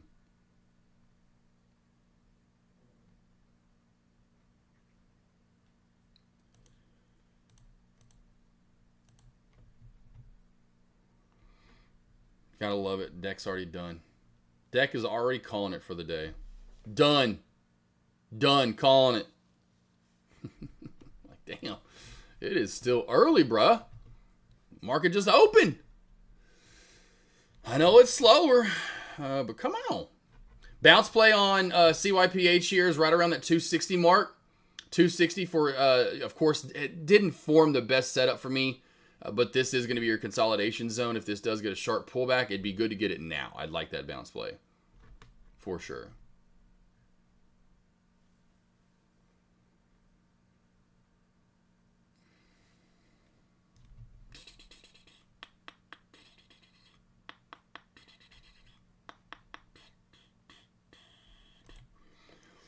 Still looking at IVVD to see if we can pop up to that 260, 255 mark. That would be a good short up top. AVXL's dying off with volume. SMR so far did get a little bounce actually off of that 250 area. So it came down, did finally now after a couple of minutes here. That would have been a decent bounce. Could have gotten about probably about 30 cents out of it, 35 cents out of it. Not bad there. Not bad there for SMR. I again like that around the 215 for a bounce.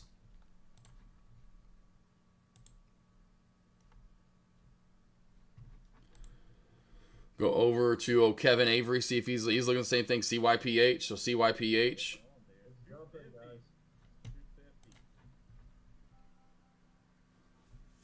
What is going on? I just pressed that.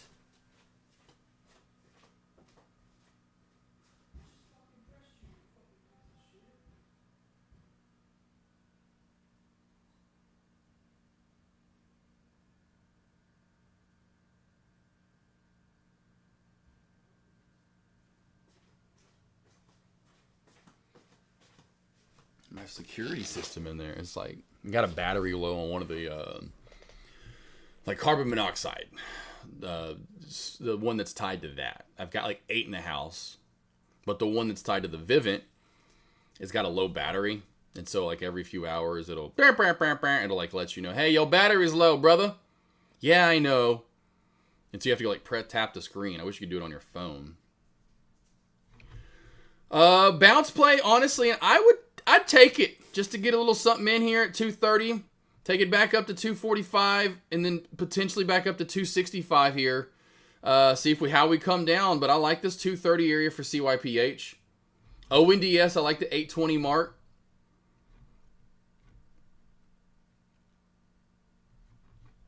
Trend line right here starting to build up too as well. Gorgeous little trend line. We'll put that in. I say gorgeous, but it's almost gorgeous. It almost touched it there pretty much though, you know. There's your trend line there on CYPH. Nice uptrend channel.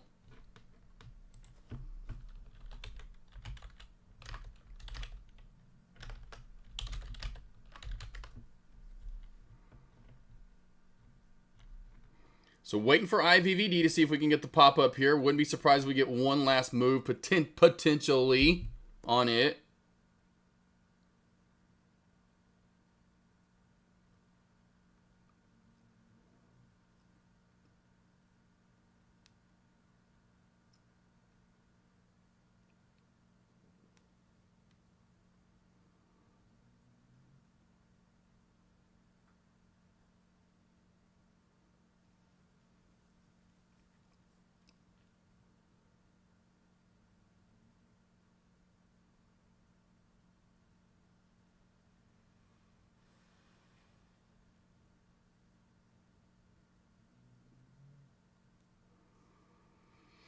All right, cool. We ain't missing nothing, though.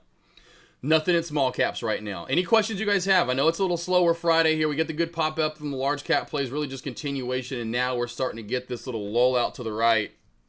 I'm going to see here if we start going through large cap tickers, if we find something. I'm going through those now. Got 6 of them up. The thing is, we're just running with the SPY, so that's what sucks. I wish we were going for more. I don't want to come down. I want to go up because we built a good flat top of resistance. I would probably, in my opinion, take Google for the ride up. It's got the flattest top. PLTR's got a really good flat top as well. It's a lot like SPY. I just don't like trading SPY. I would love the next level up. I don't, because everything's coming down together. So right now it's just jump in. But how far are we going to go down? SPY is going to be the leader, but where does the SPY bounce at? Is it going to be true technical sound bounce area that I know I can take it down to?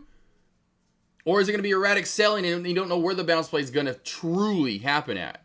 That's why I would wish we'd go up here, because when we go up, we're going up. Okay, cool, we're breaking out. And usually you'll go to that next level up. Here, a lot of the time, are we going to matriculate back on down to like this pre-market resistance area that was pretty strong, right around 660, 630 to 660, 675, somewhere in here? Is that where essentially the VWAP being the median ground of that area? Trend line is bouncing there on CYPH. So CYPH's trend line is bouncing. But I want the large cap plays to go up. And then I know we have that next level, next leg up if we would do that. Right now we're getting a little bit of a pullback.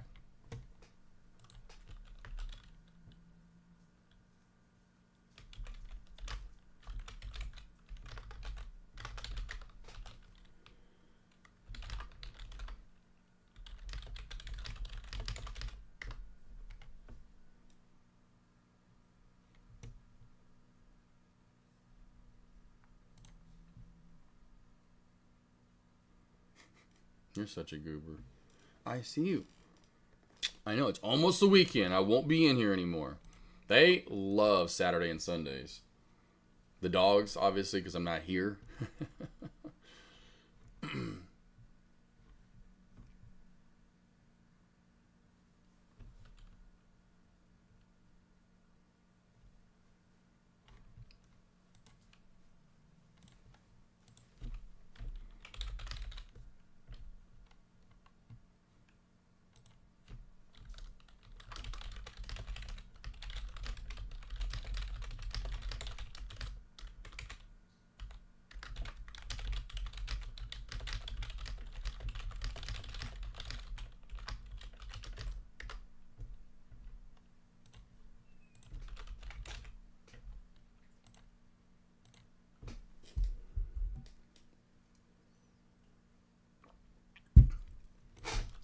Got CR Trader banking on break of structure strategy.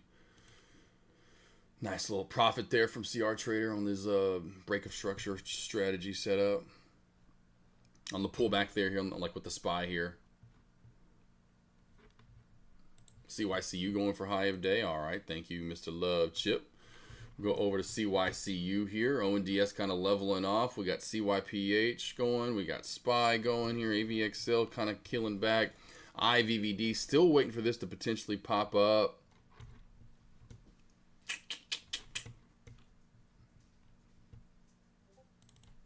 CYCU, not a bad option there.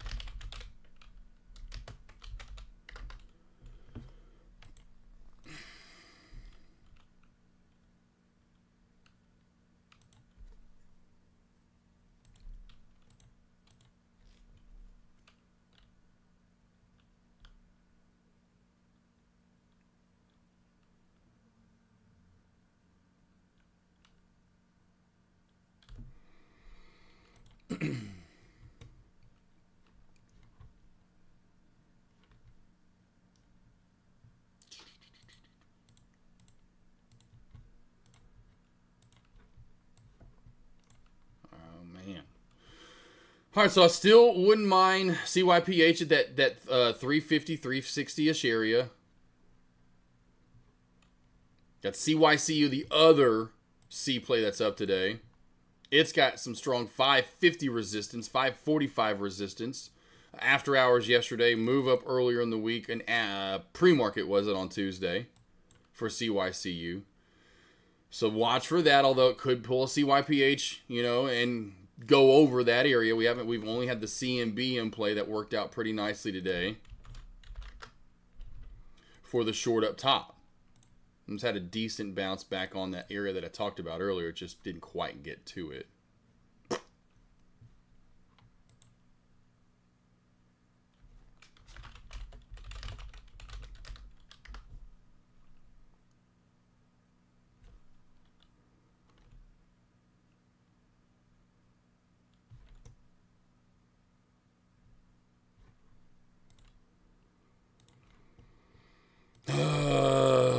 QUBT had a nice shelf crack. There we go. I'd love to take that. Q forgot to. Okay, you're good. QUBT. Yeah. Was that you're looking at the quantum plays then today? There, looking at the quantum plays because you just mentioned QMCO. Yeah, those getting a move back on down. All of them. Yeah, well, they had the QMCO's now popping back on up a little bit here. SPY, yay! Finally, okay. Are we gonna go up? Are we gonna go? All right, team, here we go. We're looking to pop up here.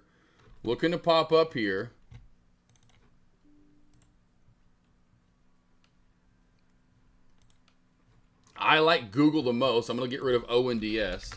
I like Google the most here for the squeeze up to get a little bit of profit into the 678 mark. Whoa, what the hell just happened there? Got it, cool. I was like, what the fuck just happened? Yeah, okay. That makes sense.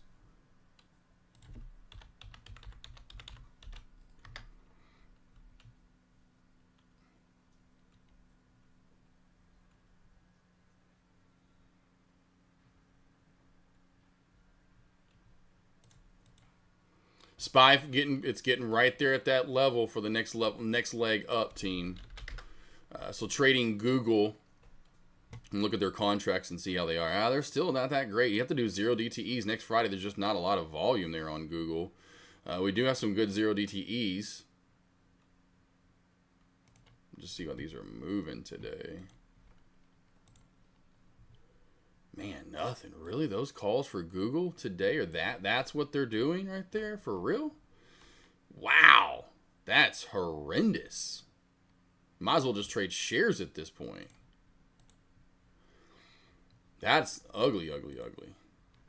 Options today just not doing so hot there. I mean, at least I'm looking at Google's options, and there's just not a lot of volume for today. Makes sense because we're down so much, but the calls, I mean, because they're down so much, there's like no volume there. And there's just no one trading the calls. I guess if anything, people are just trading more so shares today than trading those options. Just go through the ringer here and just look at other tickers and see how their 0 DTEs are looking. Well, of course, NVDAs are through the roof. They got some volume. Tesla's got some volume. Okay. AMD's is decent, and Apple's is probably going to be decent too as well. I just figured Google would have some decent volume there around that 275 to 280 mark. Yowza! That's not pretty at all. We are still having a little trouble here at the top. I like CYPH. That's another one here. Up the trend line. Wow, CYPH.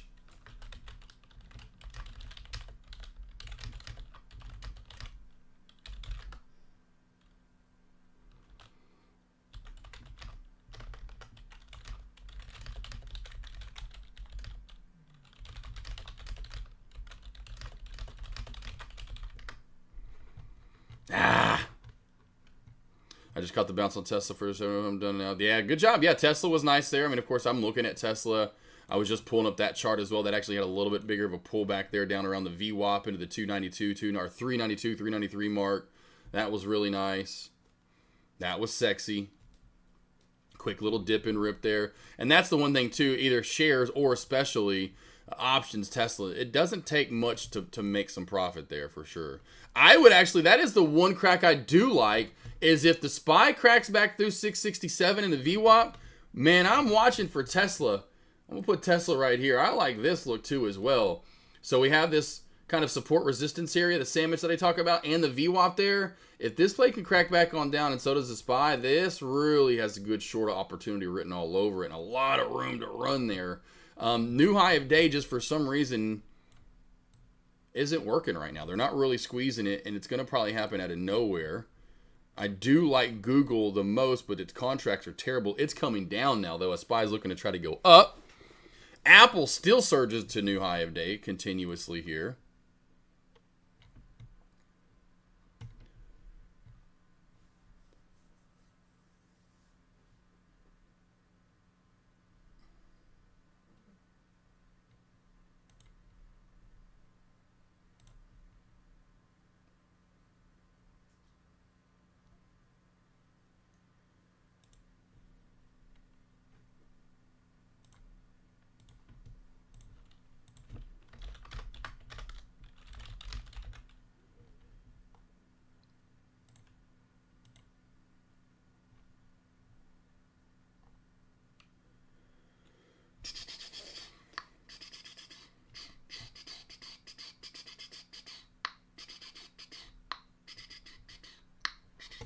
All right.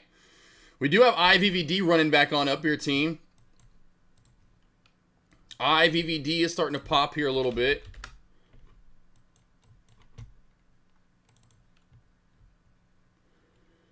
Let's see if this can get back up a little bit higher. So IVVD is starting to pop up a little bit. Tesla, I like that short. We have CMB and IVVD, though. This is popping up here. Let's see if we can get up a little bit higher into that old trend line. I want this around 265. There we go. I was like, where's my trade the pool? I haven't even signed in to freaking trade the pool today.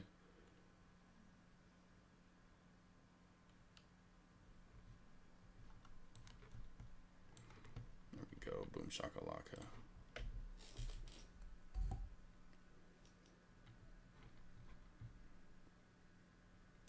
There we go.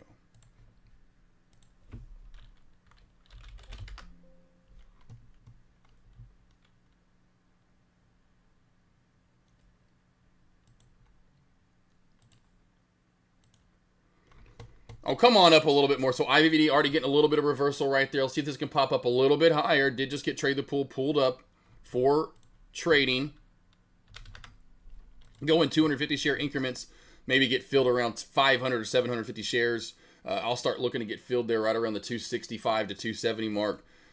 Into around the 280 mark. Actually, let's do 100 share increments. Let's just do that. Into 500 shares so I get a little bit better feels possibly. See if this does fail back. Just watching IVVD for now. We could look as well for, here goes CYPH at the 350 mark.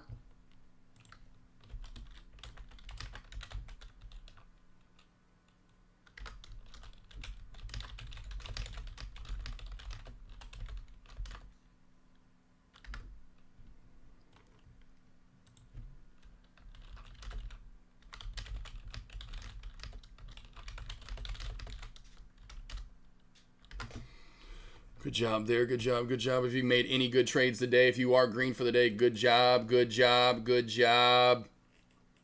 Muy bien. Muy bien. Muy bien. Right now, large caps too is sitting sideways. I mean, right now, all of a sudden, large caps are sitting sideways. So really, the only thing moving are small caps kind of popping back up. And again, not a lot going on in the small cap sector for sure. But they are moving back on up a little bit here. Oh, and QMCO. Max. QMCO. We talked about this one earlier for a potential dip buy. I know we did. I said 760 would be the dip buy for QMCO. Oh, it's 770. Look at them. The nice little decent move back on up. So we were close there. Pretty close there.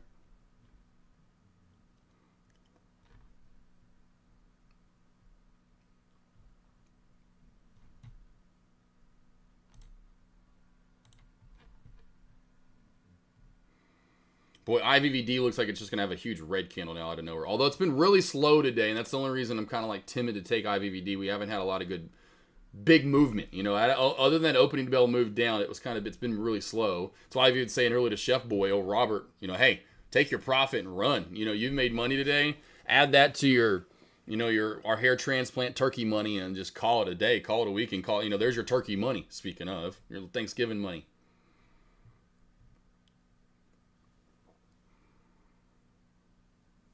Any stocks you guys want to go over, let me know. Again, no dual stream Friday, unfortunately, for the first time in, you know, since I was at the Money Show.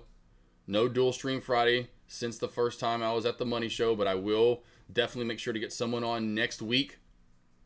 Kind of works out perfectly because now we can have, you know, maybe Michael Katz and Money Mitch on next week. I'll try to fit them both in. And then have that round table. But regardless, I'll try to get someone on for sure next Friday. Money Mitch should be able to good to go. I want to get Michael Katz on, so we'll see if Katz wants to get on with me as well. You know, and then at the end of the month, do that trade the pool round table, so to speak. New high of day, CYPH still rolling.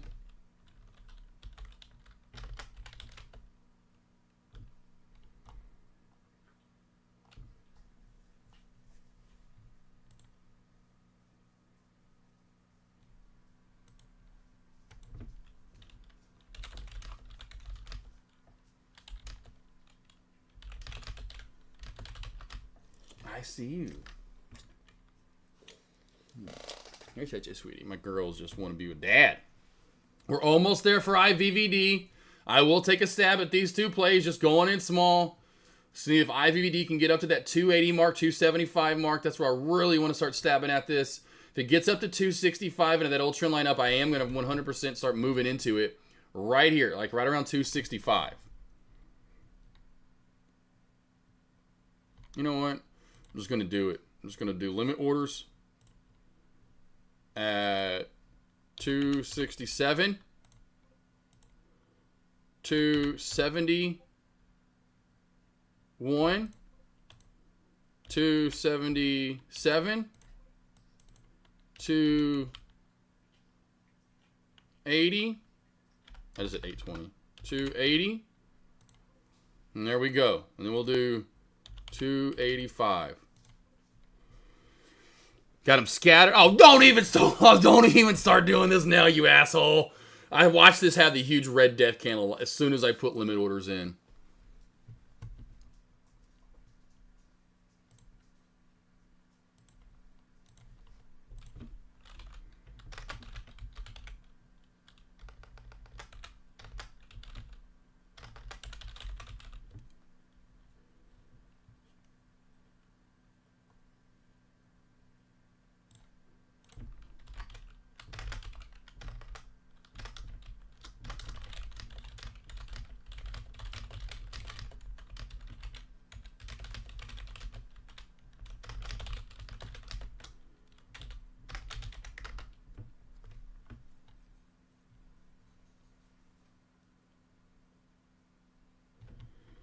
No! No! Oh my, you've got to be fucking kidding me!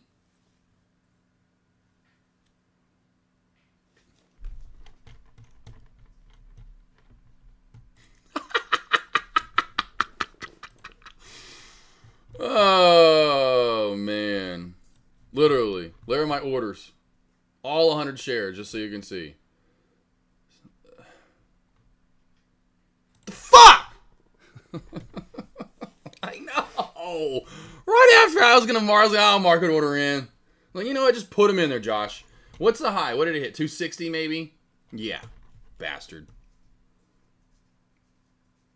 Damn! Cancel all those orders now. Well, it may pop up here later. I know, Domino. She's like, Dad, just come hang out with me. Oh, there goes her. No, now, no.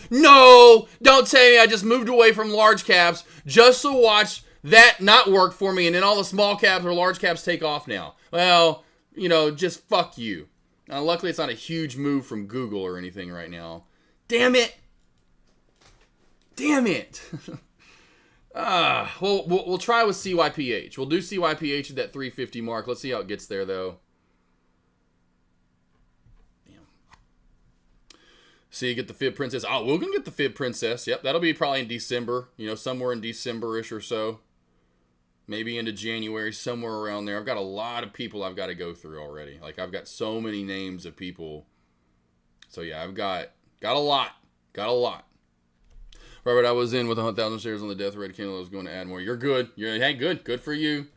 Good for you. I was wanting to just, what I love when I see these, and I'm never fucking in them, would be you get this candle right here that pops up. This is the one I was hoping we'd get a quick foof, and our orders get filled. Maybe not all of them, and then we get the foof. Well, that was it. And so it was a small guy, and that's why I was saying, remember, like right before the trade was even happening, I was like, make me a little timid because it's moving a little slower. We haven't had a really big move yet. I'm still gonna trust the level here, and I'm kind of right about that. Where it's smaller movement. We just don't have a lot of big movement from this ticker right now, or today really. The big sell off at the bell that you were a part of, and then other than that, it's been very lackluster across the board from this ticker, and really for most. You just have a slow and steady CYPH, the slow and steady Eddie. Girls, I am not done yet for the morning. Please, girls, lay down. Ellie, come here. Moo Moosey, over there and lay down. Moo go lay down, Moo. Lay down with your sister. You can lay down too. Click 150. That'll take it. You gotta have it. Yeah, you're good, Robert. Yeah, that's what I'd say. Trust me, when I see a play I love, I can't help but regurgitate it. I can't help but regurgitate when I see something really pretty out like this. When I just saw this trend line that I just like, I don't have this trend line in yet. I gotta get that damn trend line in. I can't help but trade and walk you through it, or so yeah, that's why I love taking the trades with you guys. And even if I don't get fucking filled, I can still walk you through it, and say here's what to be looking for. And yeah, some moosey cocoosies. You got a runny eye today, huh? Say that right eye just is a runner. Just a runner.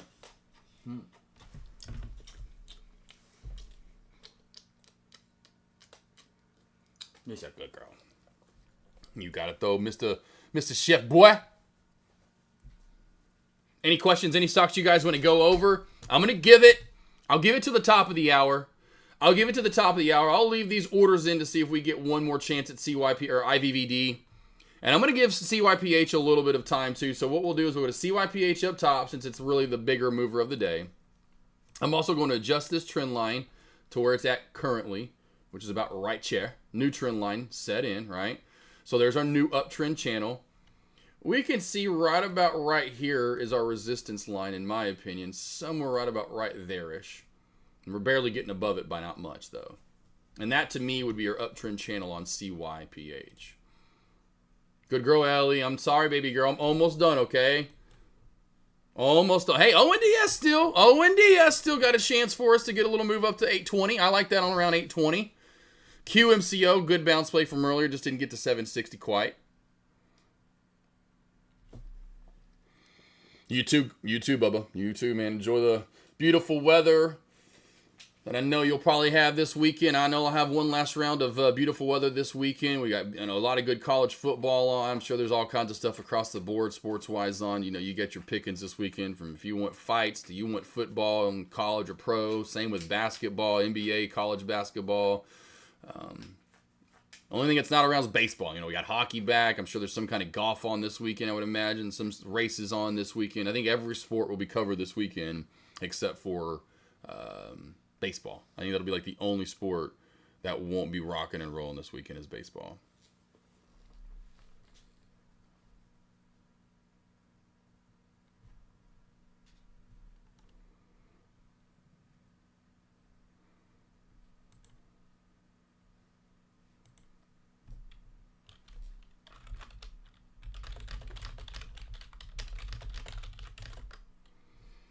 Got Love Chip on the short here, 304 entry on CYPH. He went ahead and stabbed in early on this one. Not a bad option. Not a bad option. Not a bad option.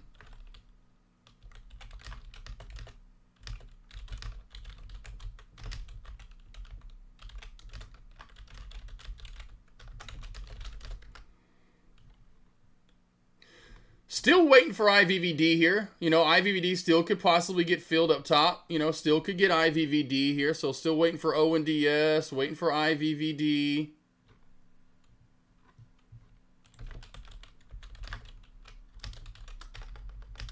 We got CM, BM back up against resistance again. Over to CYPH. What I'm going to do is cancel that that first, I'm going to actually move it. I'm going to move it right there. All right, so I canceled that lower order. My first order is going to be at 272. My next order is at 277. Then I've got 280, 282, and 285. 5 total of 100 to maybe get filled 500 shares total.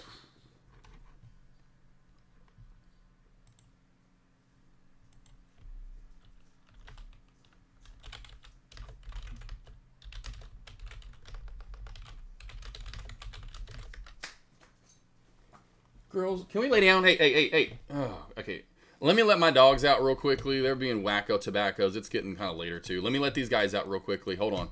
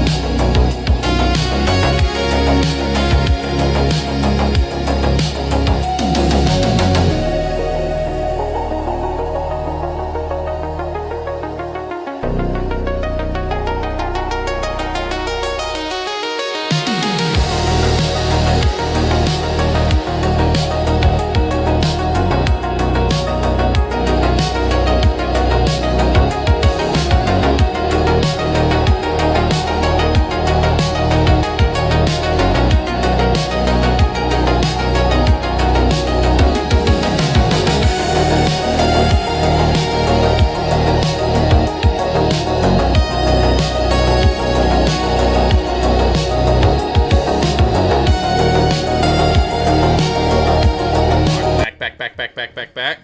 I know, I love you. This girl's obsessed with me. Getting a little bit of that move up here for the large cap tickers. Getting that next leg up here. So large cap tickers getting that next leg up. Been a slow one right now. Only about $1 move for Google. Not bad, though. Tesla over high of day. A little bit better mover there, but that's what I had a feeling we were going to get, is this high of day breakout. Not bad there. 669 to 671. That would probably be one of your better moves right there, would be from SPY 0 DTE. I'm only betting there, and we'll go with, like say, the 670 calls and see what those have moved on the way up. And we have gone from 175 to 275. So 175, yeah, right around 175 to 275. So about $1 move here on the 0 DTE SPY move. That's probably going to be where you're going to have to be at today to make that money. Of course, you can do shares. But if you're going to make some really good money, do some 0 DTEs. But there's that high of day break there for PLTR, Tesla, Google, the large cap tickers there across the board. IVVD still not filled yet.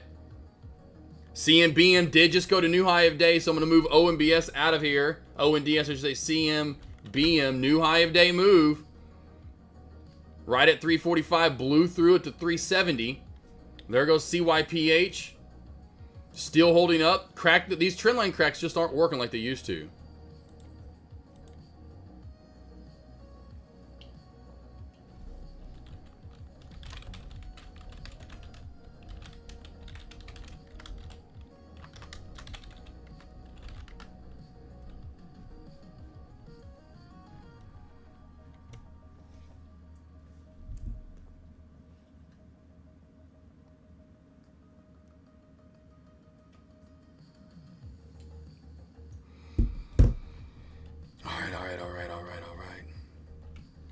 Back over to CMBM. You know, the 345 looks juicy. I would love a bounce play back here at 330. Down the trend line, old resistance, VWAP area. This is another one I would get into play. CMBM at that 330 mark for a dip buy. I do like CMBM at that 330 mark for a dip buy.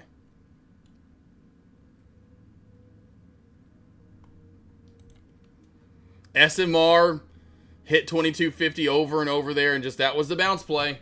And really with the SPY there, that helped it out. But if you remember SMR, what I really wanted on SMR was a little bit lower. I wanted this down here at 2215. It kept coming down to this 2250 mark and holding it. Did go a little bit lower and get a little sketchy right there. I was watching this play for a dip buy.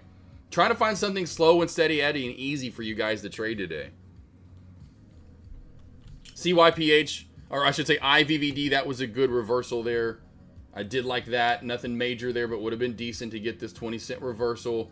Now just looking to get the same thing. My orders start right up here to this old trend line up into this 280 mark. See if we get that reversal. I do like CYPH at 350. I like CMBM at a bounce play at 330. Let me go let my dogs in.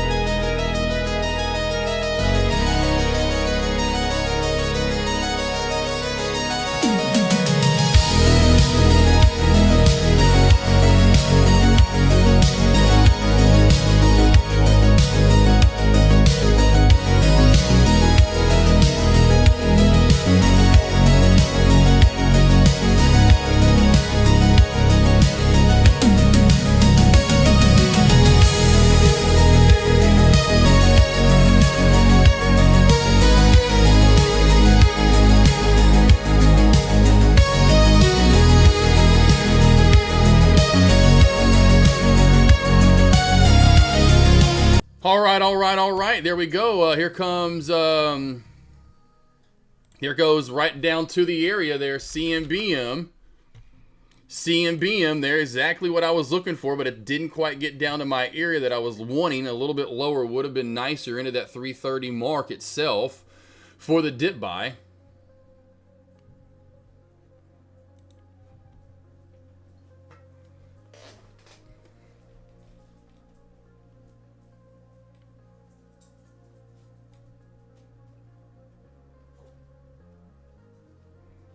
Large cap plays, the breakout's really been nice right there. The breakout's been really nice for SPY. CR Traders trading the BE play there on the way up today. Really big range from BE.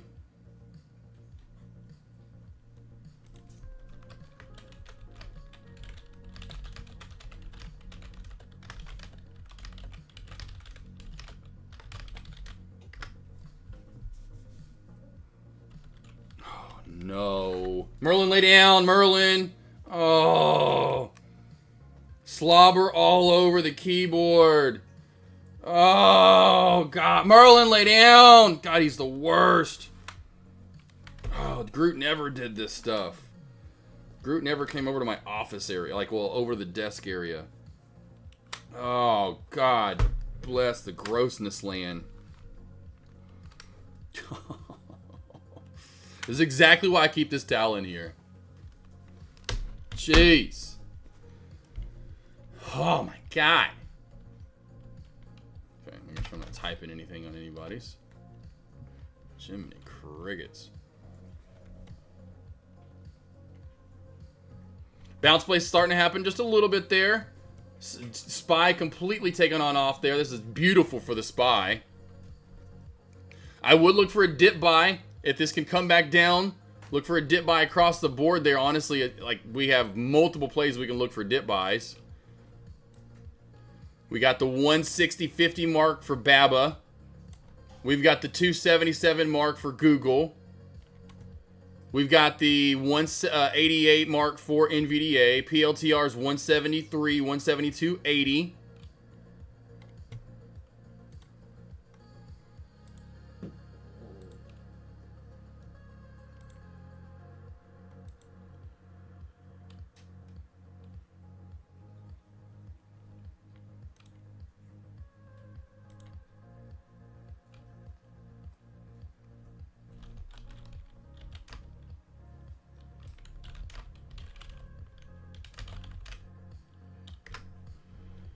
Tesla with huge big days right there. Didn't get filled on CMBM. Oh well, it's all good.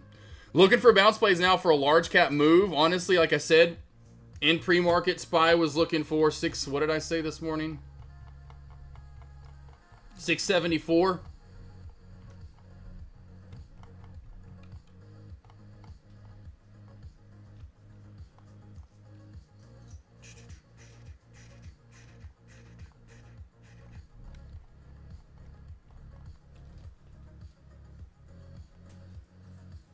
Lay down. I knew that was going to be you.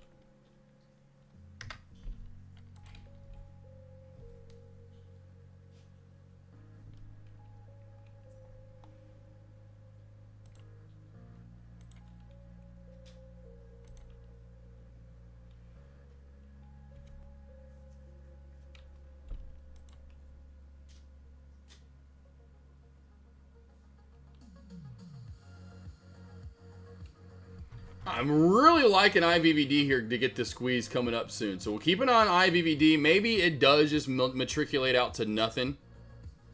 We'll see here. Again, the other main play I do like would be a SPY pullback. Get a bounce play opportunity here. The great breakout here. We talked about this. We went from 669 to 673, really, essentially. This was the breakout I was looking for. Shouldn't have got up to let the dogs out. And should have traded that long breakout. Missed the reversal right here by the hair of my chinny chin chin. And right as I missed that reversal on the way down, that's when the SPY and all these plays start to break out. So it's kind of funny how I missed my short and then missed the long that I called out for you guys to take. Yeah.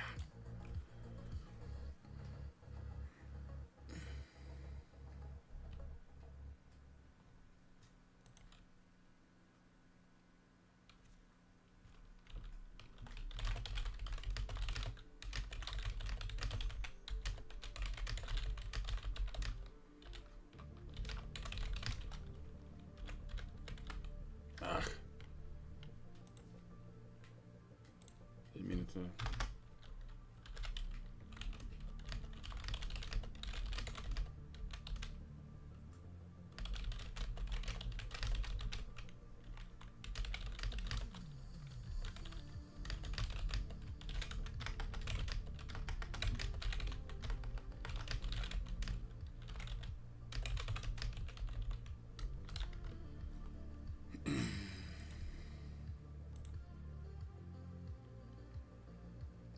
Yeah, YOLO for the win, Reese. For sure, bro. Bro, YOLO for the win. Dude. Dude. Yeah, I mean, we knew, like I said this morning in the morning alerts, you know, that was like I said, we're going to see a bounce. We're going to see a bounce at some point today. There's no way after that huge sell-off we don't see a bounce. And it was right there in pre-market when you got in.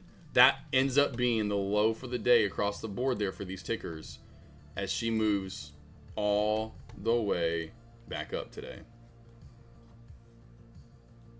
Gotta love, bro. You gotta love it.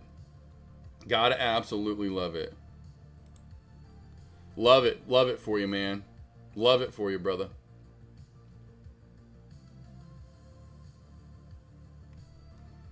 Now you just need to come to the AK now, bro. Time to get drunk with this all. Time to get drunk. You know.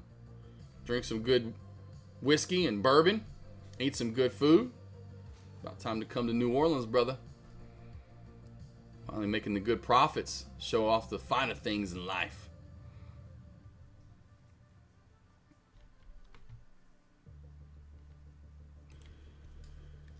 Oh, nice. Okay, cool, man. Discord's just money. Discord is nonstop. I love the Discord being nonstop. All right, I'm giving this to the top of the hour, like I said. Then I'm going to take a little break off the mic. I'll, like about 15, 20 minutes to just chill, relax, and hang out with the dogs. Anyway, just chill for a minute, and then I'll be back on the mic. It'll only be about a 15, 20 minute break, and then I'll be back on the mic just to relax for a minute. And hey, it's Friday. Really, really wish I would have taken the long on the large cap plays. Just wish I would have stuck with that. Going back over just even for the SPY 0 DTEs have gone from 175 to 375 now. Even pulling up the Google contracts that I pulled up. Google's contracts have gone from, if I can see this, pull them back up here. Those have gone from the breakout right around 140 up to 225. So nothing crazy for the Google contracts, but still not bad. A nice 70-cent move or so on the way back on up today, and a big move it was for the large caps again after that major sell-off that we had yesterday, and really throughout the last day or two, whatever it was, back on down there for the SPY. Just had 674 written all over it. Just moving back on up to 674. There's your bit of an uptrend right there on IVVD. So IVVD's uptrend channel is now marked in right there. This is the old trend line from earlier in pre-market. This is the new trend line. And that wedge just kind of forming with it, actually, which is pretty kind of cool to see. Bounce play working out here for CMBM. I wanted around the 330 mark. It did not quite get down there.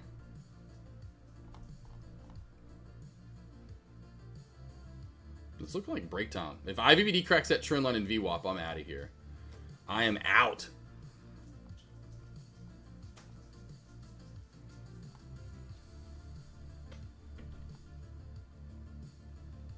I see you, Margo. Oh, there it is. Nice little bounce there for CMBM. I wanted this down a little bit lower. Not bad there. Not bad for the bounce play. Not bad for the bounce play.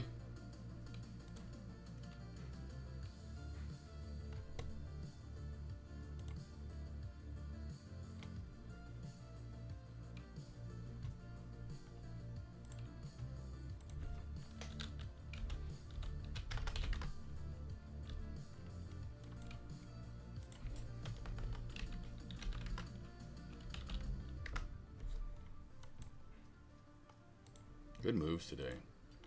SMR was another good one. I wish I would have taken the 2250 bounce. I wanted that a little bit lower. Got a little too greedy there, unfortunately.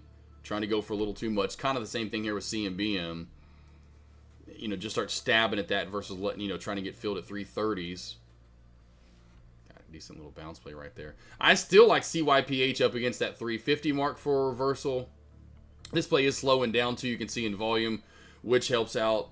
I'm going to give IVVD here a couple more minutes to get filled. Otherwise, I'm done. I am done.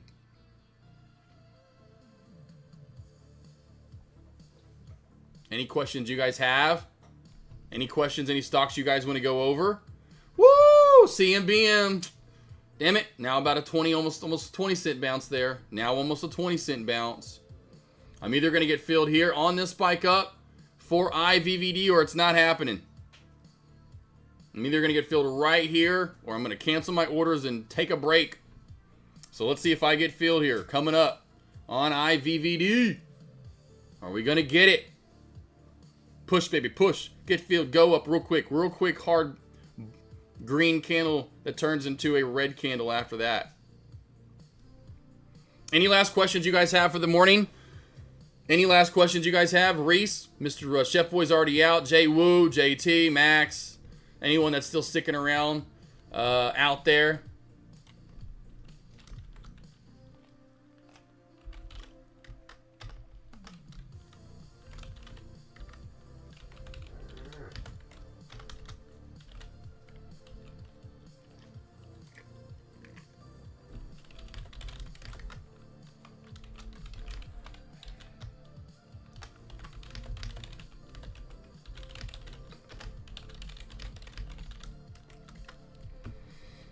Here we go. High VVD. We're trying here in this candle. All right. Here we go. Come on. We're going to go up a little bit higher. I'm going to give it to the top of the hour here.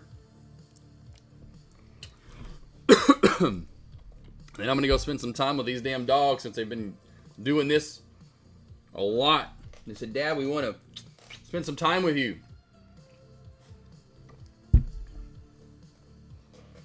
I know Moosey Caboosey. I know Moosey Cabooseys.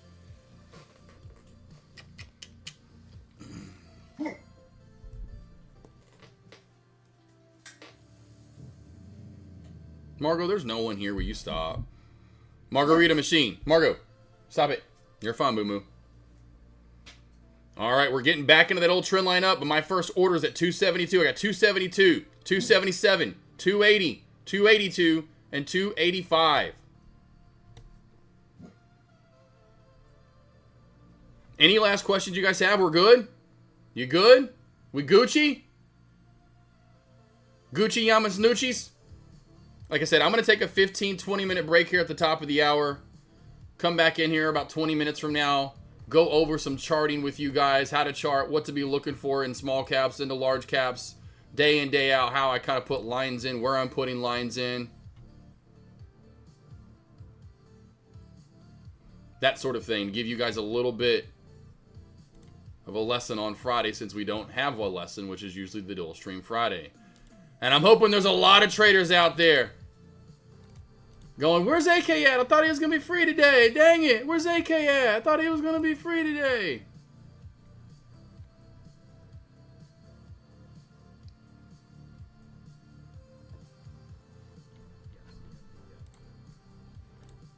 All right, I'm going to take the break. Taking the break. This reversal's coming in kind of right now. I'm seeing a lot of selling on the tape too as well. For it's not getting up to that. I'll leave it in because I don't really care. It's 500 shares while I step out of the office. So I'm gonna leave my orders in to see if we don't pop up here in the next maybe even 5 to 10 minutes I'll step in and out of the office. Checking in, looking forward to the lesson. Yep, I'll go over some charting with you guys and kind of break down charts. Everyone, like I've always said, that it kind of reminds me, at least in my brain, it feels like it's Bob Ross painting a picture when you guys watch me chart. God fucking shit, damn it. Look at that bounce play fucking on CMBM. I fucking called that out perfectly. Called that shit out.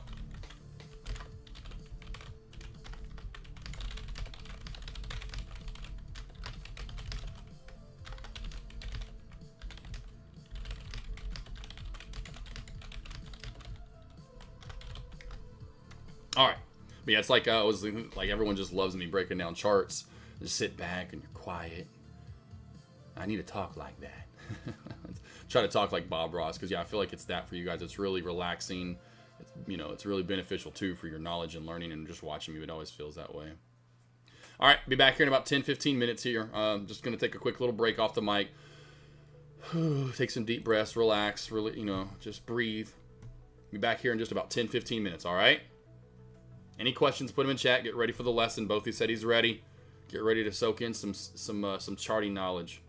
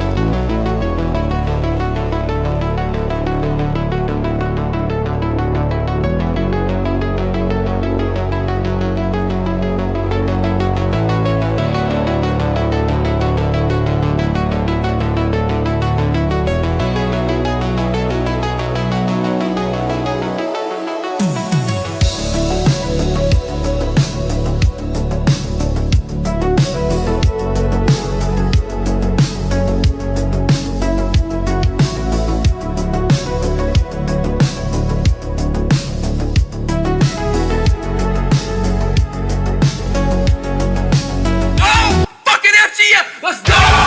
Let's fucking go! Fuck yeah! Let's go! What did I tell you FGL was gonna go to? Let's go! Sorry if I just blew some eardrums in chat. Hey everybody, welcome to the Friday recap. It's going to be me going over some trades with you guys and just levels on trades that we've looked at today, maybe recently over the past few days. Just kind of put lines in, not only start with what we see in market to just kind of going back to pre-market and things to be looking for and to do. If you have any questions, let me know.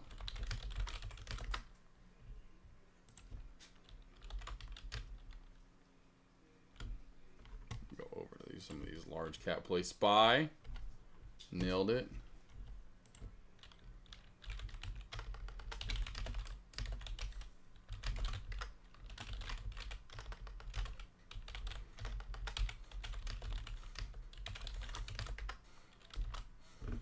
So SPY, they're literally beautiful.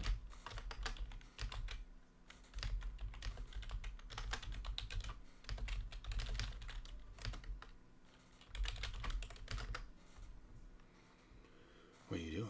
What are you doing? What are you doing?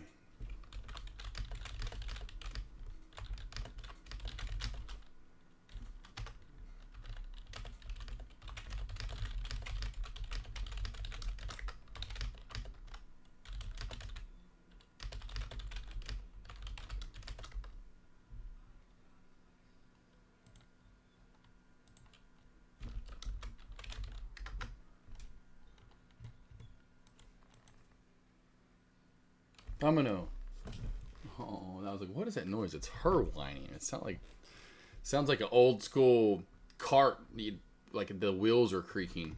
Nice 350 working out again.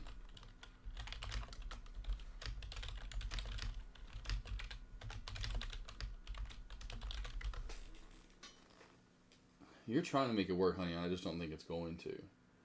Merlin, can you please get up? Come here, Merlin. Merle, why can't y'all lay in this bed? What's wrong with laying in this bed now? Yamano.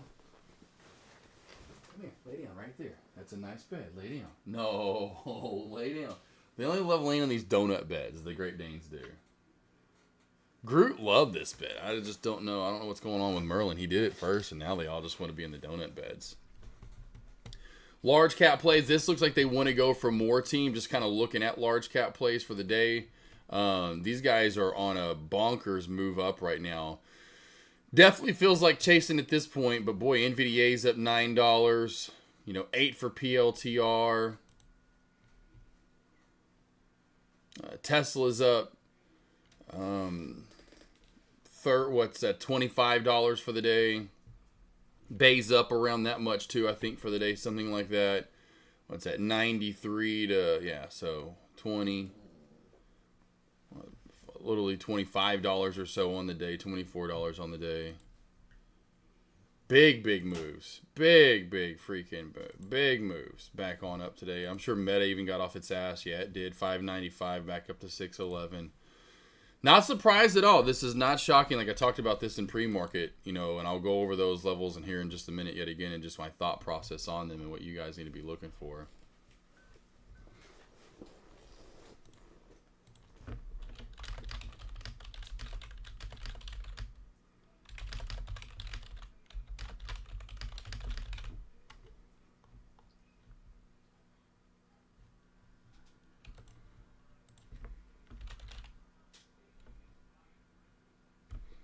All right, sweet. Rocking and rolling here. I'm gonna. These plays look like they're going for more. So large cap plays for the rest of the day definitely are gonna have a bullish move to them. I talked about this earlier on that break over 668. Well, actually it was 16. It was actually at 669 was the level. And we've gone up quite a bit since then. Around $5-6 worth of movement. Large cap plays have definitely taken back over the movement from small cap plays for sure. Overall, over the last couple of days, small cap plays it's nice to get CYPH to be up today.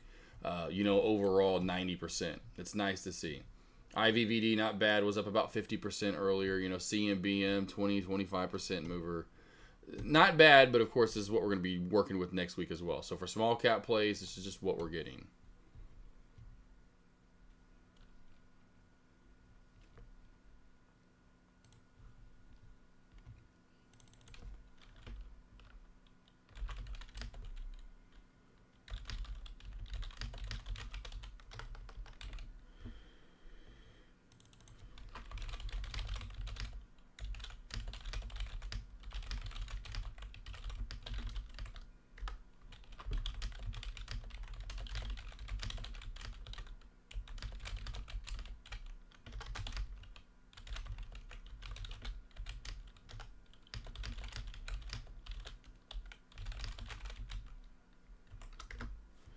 All right, sweet.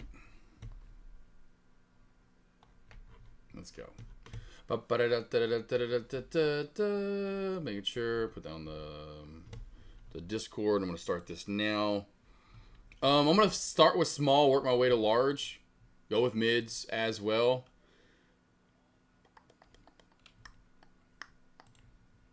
La, la, la, la. Man, I'm telling you this. A lot of these charts look so similar. It's crazy. All right. So we'll just start with CYPH. We'll go over to the big guy so you guys can see this. And I'll record this.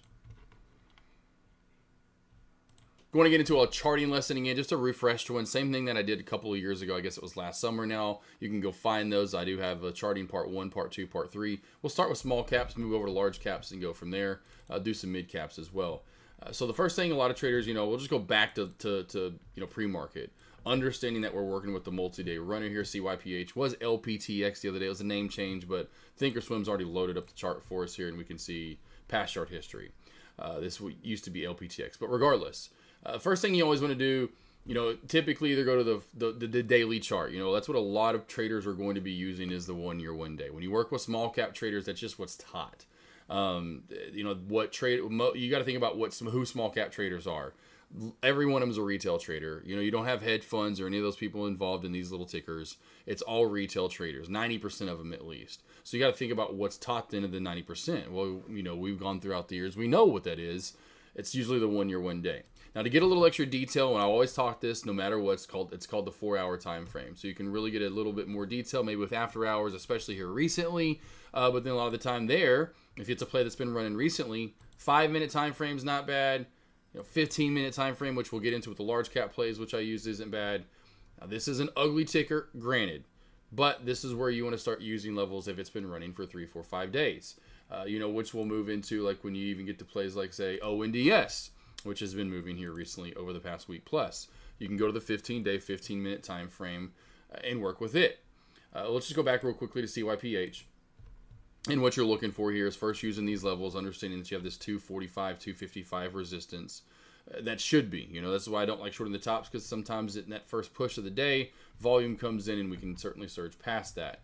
It does seem like when we get there later in the afternoon or morning even, you get a better rejection possibly. So what do you do, right? What's the next step? Well, 4-hour, the yearly, 1 day.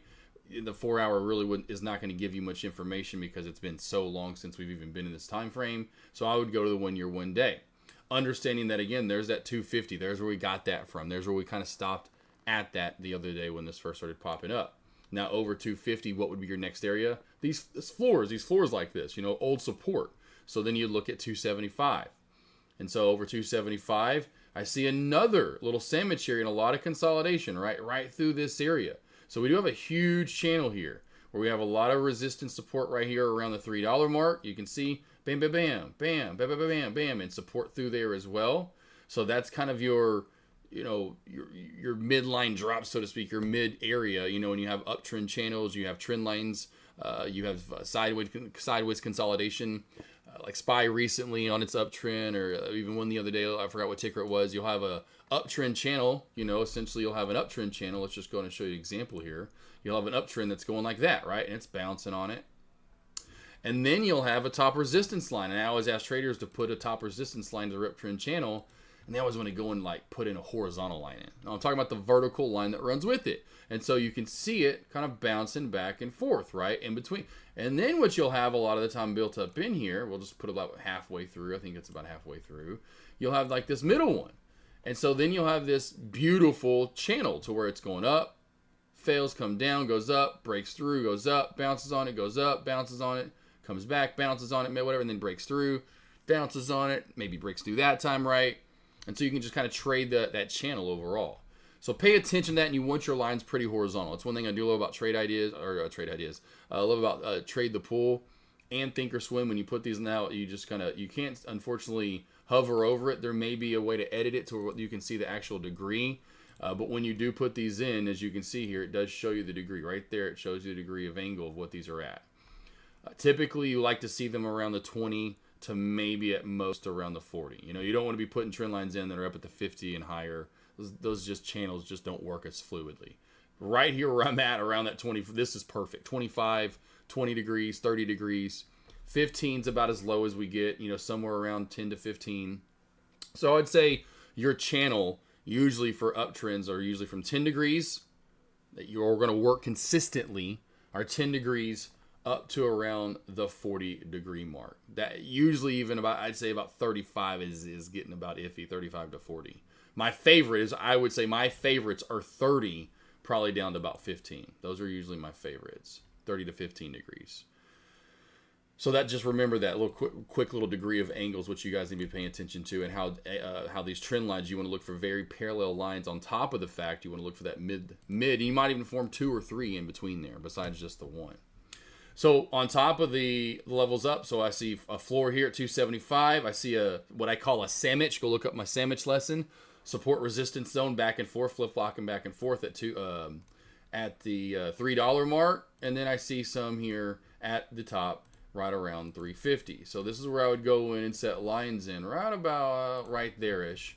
And then what I like to do is just come in for the day and see how well did these work out. Well, pretty fucking money, huh? I don't really remember the chart. I knew the top one was going to work out. I called that out in the live stream here earlier to take this short.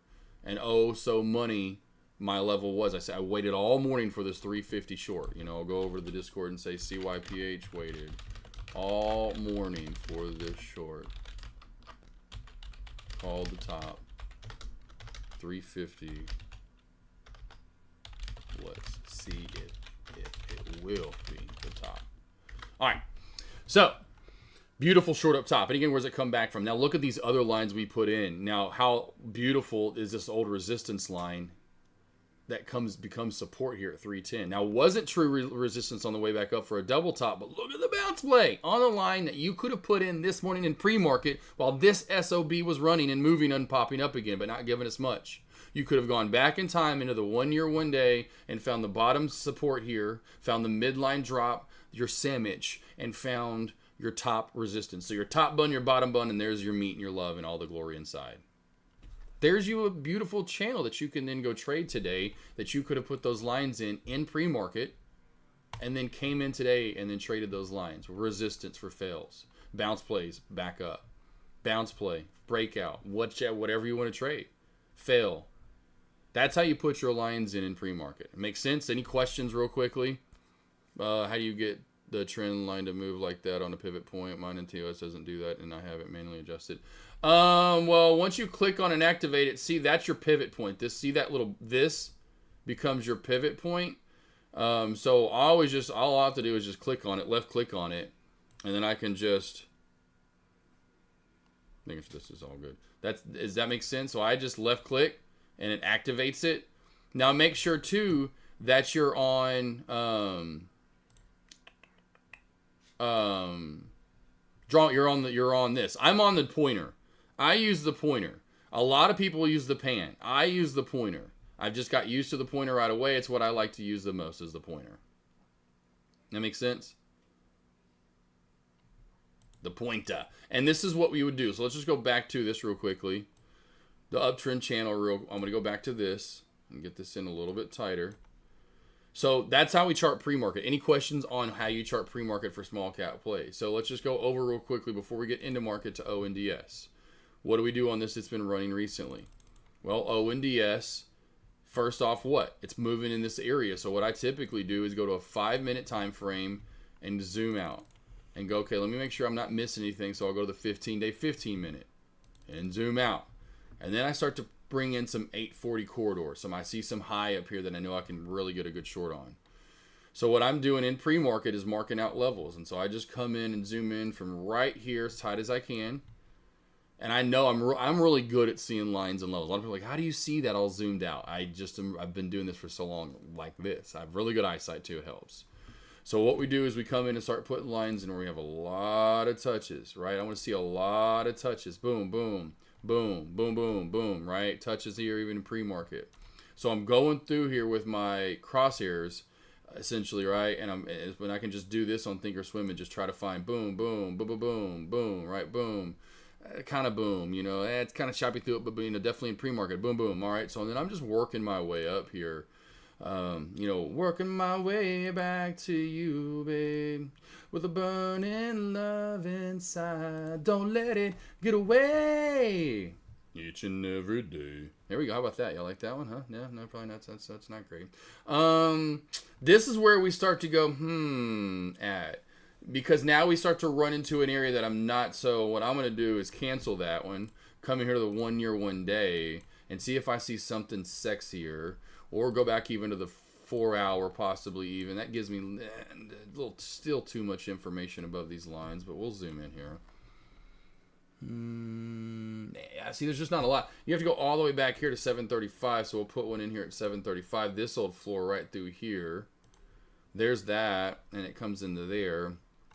And then what I'm going to do is put one in right there off of this 765 corridor. And then we're going to zoom back in and see what we're doing today. Oh, dang, I didn't get the top, though. I didn't get the top. Didn't really work out anything through here. Didn't work out. This line's just absolutely stupid, and so is this one. You know, what you'd want to do is take this one because, shit, that worked pretty well, though, yesterday and this morning. This even worked out right through there. Hey. These worked out pretty nicely. It's not perfect, but that's kind of now turning into a sandwich.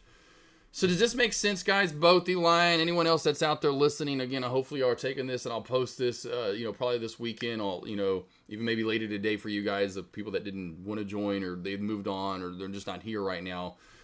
This is what you want to do. Now we're going to move into market charting, but this is what you should do every day in pre-market. If you're trying to find levels, and then those are your levels. Got questions? Makes sense?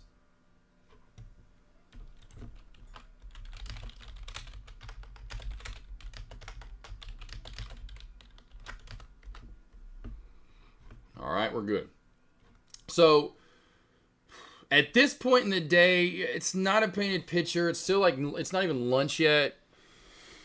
Yeah, you're good. You're good. It's not even lunch yet. So, you want to leave it in a 1 or a 3. You can go to a 5. I know CR likes the 5. You want to get comfortable in something. To me, I'm good here. Oh, there's where that kind of actually almost worked out. This is just an old trend line up. I'm going to get rid of that line. I know it kind of looks to work out today. That's just an old trend line. So I like the 3, though. It's been moving long enough for me to then just trade the 3. And so what I'd potentially do is add one extra line in. Now, if you want to throw one in at 780, you can. To me, try to stop looking and using so many lines. Let's just say if ONDS ends up running back on up here to 11, 12, right? I really need to go back to the 4 hour. So we start moving back here. Do you want to leave these lines in? I would say only leave the lines in if we stay here and we fail. So build lines up on the way up so you know which lines to trade on the way down. But if we break this and go, say, to 52-week high, which I think that will be that, yeah, and this will be probably, just one of those extra plays. You're like, damn, I wish I would have got in this forever ago, and it's at 30 or 40, right? And we were looking at it anyway. Get rid of the lines. You need to be able to stop leaving so many lines in and leave them behind. That's kind of a saying I could have. Learn to leaving lines in, but learn to leave them behind.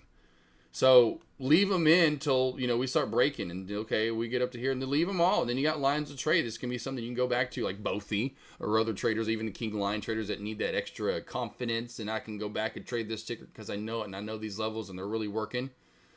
you know, you're in your early still ages of your trading journey, so you're not that super successful. And I know I just got this, and the confidence still does need to grow. The patience and the discipline still needs to grow.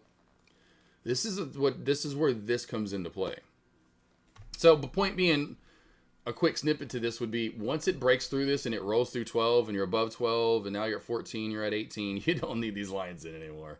You probably won't see them, and if you do, it won't be for a very long time. And at that point, I don't know what traders are going to use some of those intermittent lines. They will not be used. Few of them will be. All right? Does that make sense? Learn to leave them in, and then learn at some point that you've got to leave them, you know, just get rid of them. You know, so whatever, say if we fail here, come back on down, and now we're floating around at 1 or 2. It's 3 months, 4 months from now, and we're down here, and we're just, get rid of them. Get rid of them. You know, it's kind of the same aspect there. Now, back to in market. The only other thing that you're going to start adding would be downtrends and trend lines. So you need to start coming in here, and this is where I like using the 1 minute time frame to get accurate upon where I need to have my trend lines at, right? So I'm going to come in here and go boom, and then I'm going to come in here and I'm going to go boom, and then I'm going to come in here and I'm going to go boom. Stop fucking trying to start shit from... Stop doing this. Stop. This doesn't work. No traders are doing this that are successful. There's a trend line. There's a trend line. There's a trend line. Stop. If you're doing that, stop. Stop. Okay? It's not the true trend, right? Because I can't come in here and find a top uptrend channel to match it, right? Because here's my point. Here's the true uptrend. If we were going to put anything in here, would have been this little weird little head and shoulders, and then you would have started here and went up through there. Because then you could have a resistance line right there with shoulder to shoulders, right? Leave the head out of it. But then you could have like a little true uptrend right here. The point is, when I find these uptrends, and we'll go cancel left extension, leave that in, cancel right extension. Oh, no, not left, but and right. Yeah, sure, whatever. Anyway, whatever. So when I come in here, what am I looking at? If this is the uptrend, this is the first uptrend that I really notice overall, that's really starting to take shape. Here's why. I'm going to come in, I'm going to say it's about right here off this upper shadow. I'm going to form a parallel uptrend. We create a new overextended uptrend from the downtrend break. I'm going to start it off this upper shadow. Watch how perfect this is.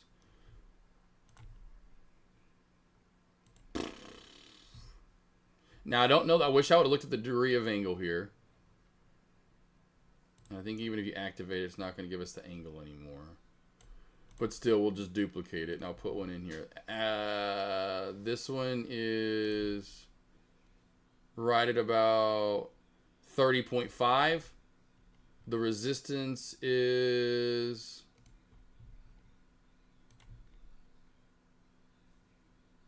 30. You know, it's close. It's kind of caving in a tad.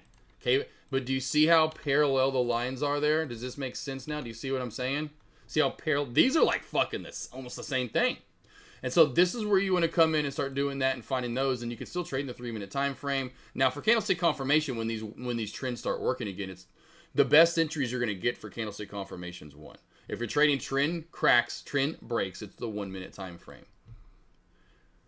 So this is where you would put line. Now you want to delete lines, right? So you don't need this downtrend line anymore. You don't need that uptrend. Or not. What you do want to leave in is this old uptrend. Why? A, it's the longest. It's got the most touches. Not even close. Fail, bounce, bounce, touch. You know, so that's what it's 1, 2, 3, 4, 5. A lot there at 5. A lot at 6.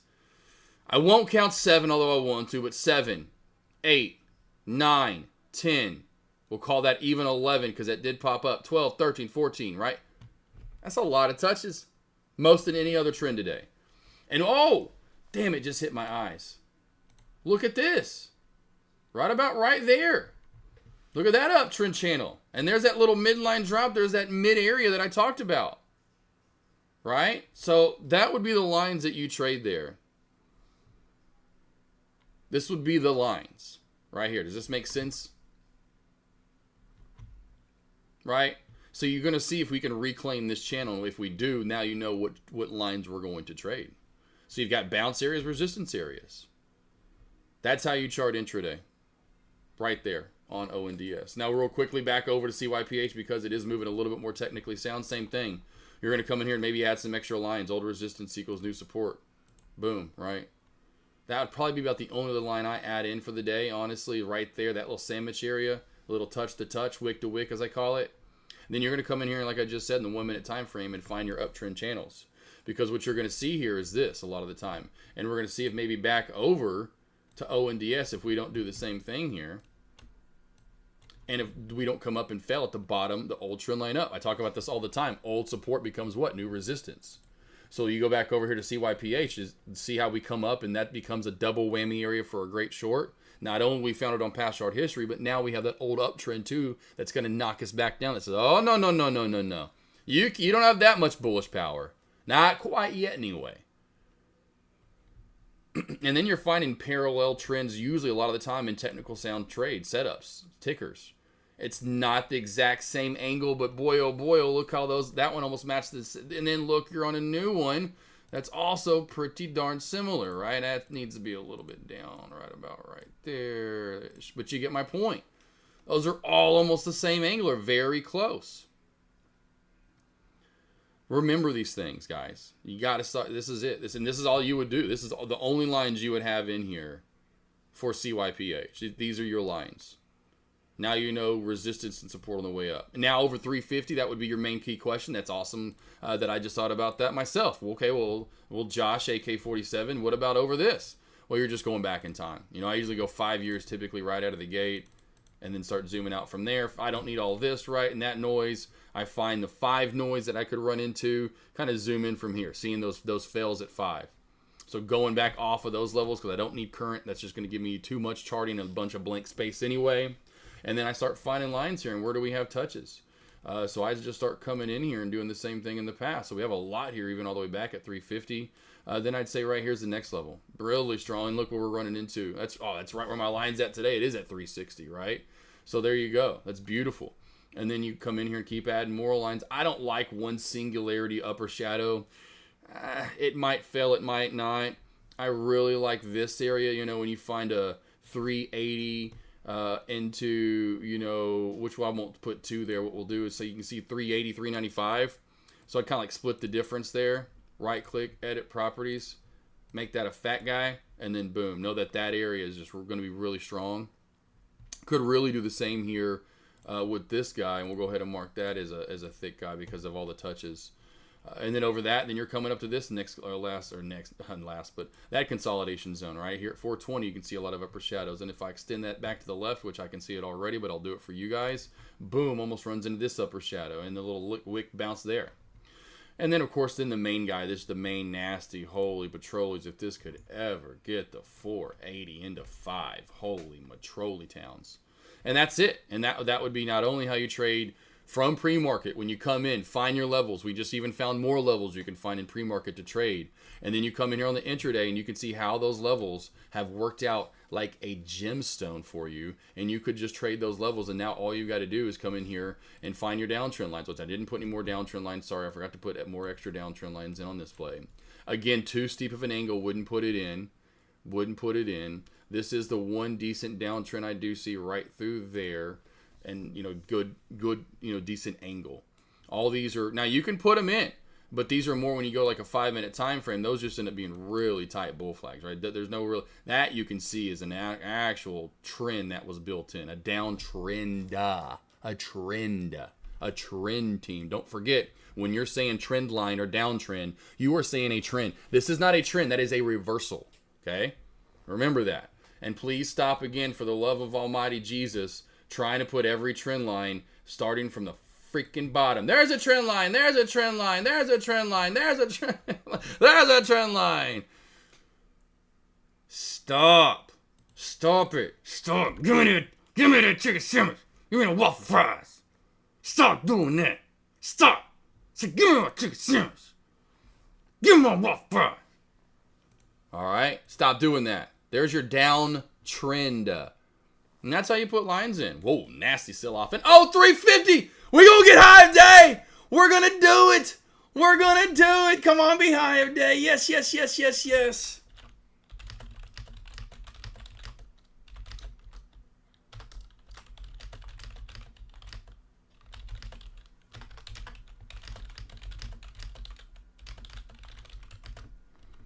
Nice. Good sell off there.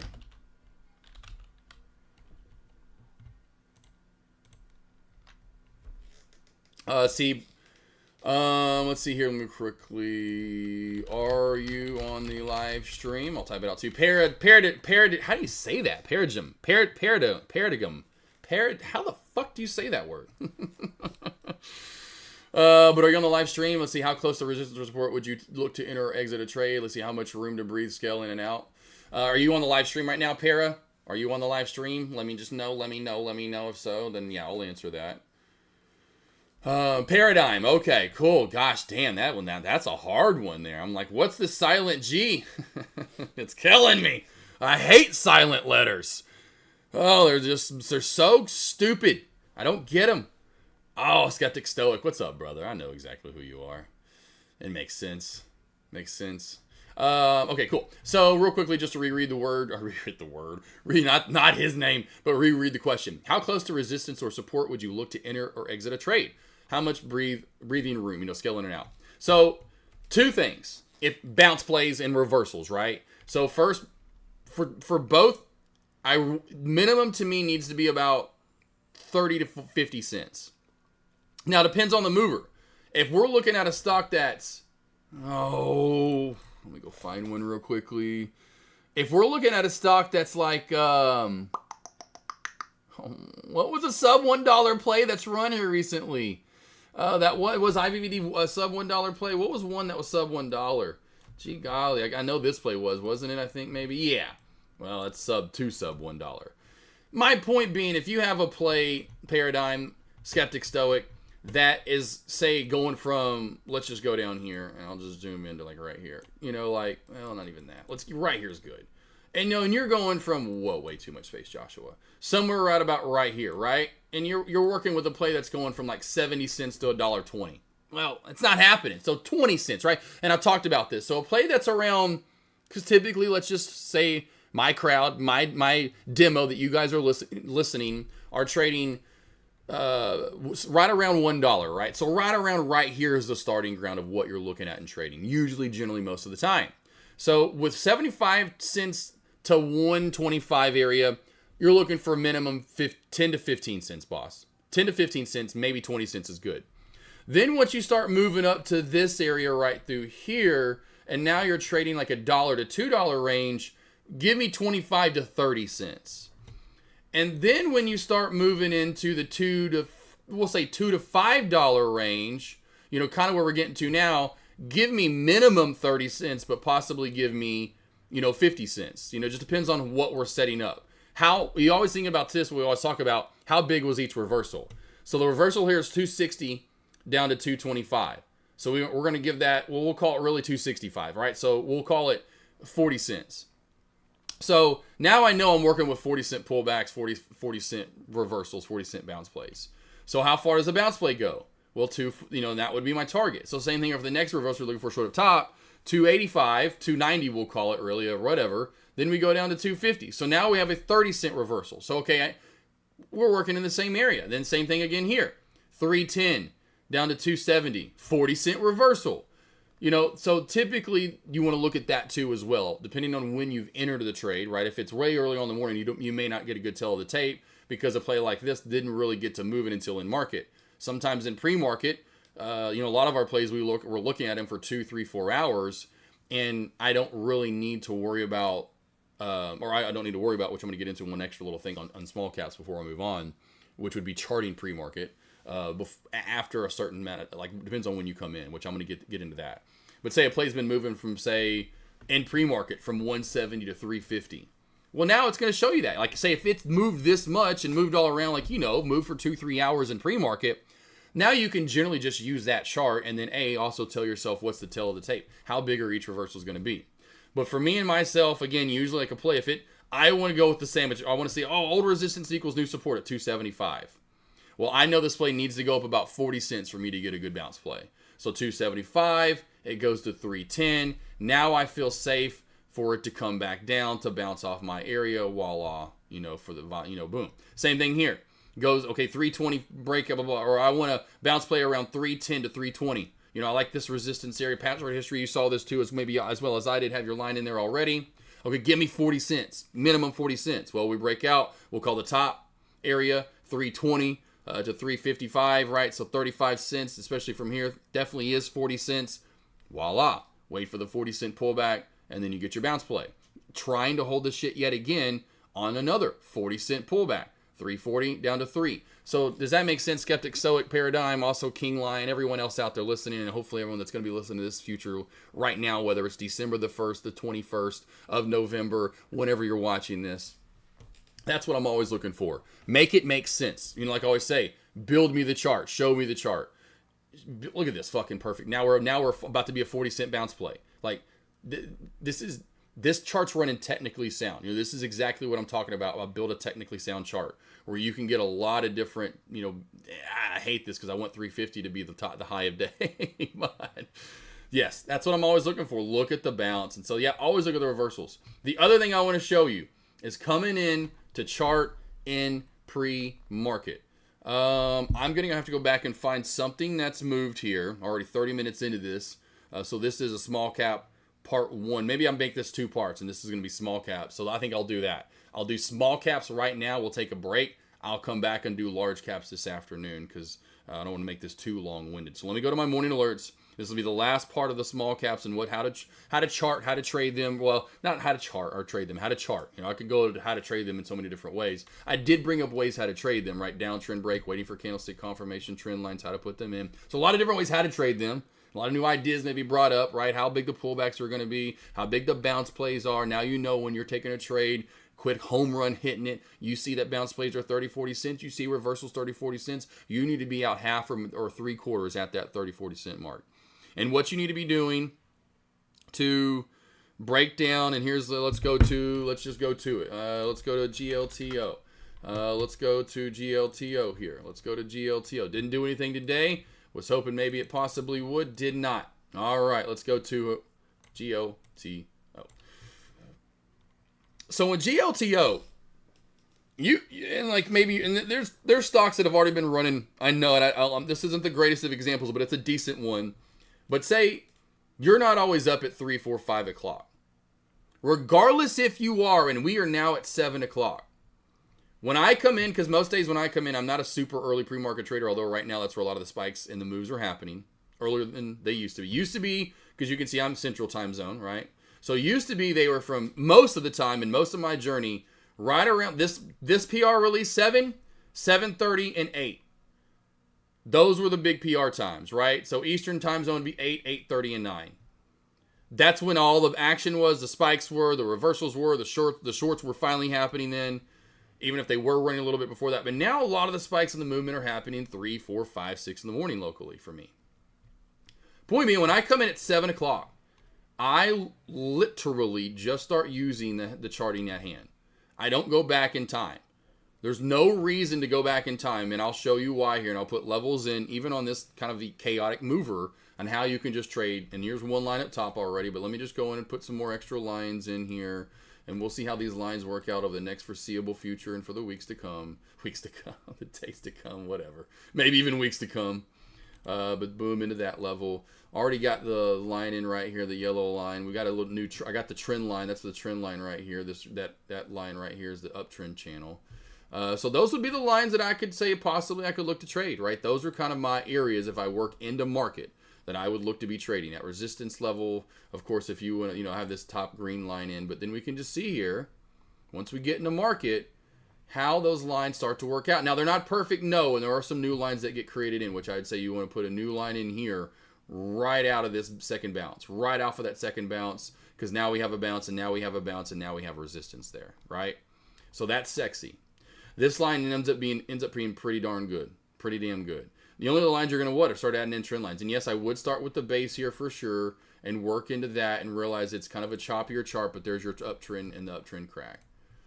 You could start it, at a better point if you want to, but I'd say somewhere right around there is your uptrend. Whoopsie, didn't want to do that. Come on. I want to do this. Right about there. And like I said, if you want to lower that, whatever. Obviously, now as a painted picture, you certainly would. But I'm saying early on, you might have that a little too tight. moving forward here, if you want to put an extra line in, we'll go one more line in right here because you don't want to do too many lines. You don't want too many lines close to one another. You just want the lines that are working out that you can trade, that have profitability zones. So if I crack 20, and that's $1 away. That's good, right? So now we can just roll through here for the day, and we can see how these lines that we put in pre-market are working out in market. And now we can go to after hours, right? Now, again, extra lines that you would be putting in.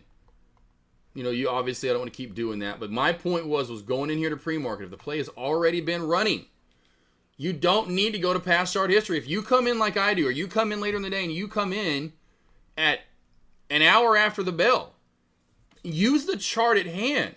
That's what's being traded right now. The levels have been created. I get that, like, what, really? I'm like, yes, I don't go back and do I've had times where it's ugly. I always love this story. It was like 3 days straight, or I remember it was about 3 days in a short amount of period. It was kind of like it is now. Maybe it had to have been 2021 into 2022, right? Because I know it had to have been 2020 and 2021 because there wasn't a lot of, whatever reason I didn't come in until about an hour after the opening bell. I was probably being lazy because I was probably starting to kill it and just taking whatever. But I didn't come in until, I remember it was about 9, it was around this time, about 9 to around 9:30.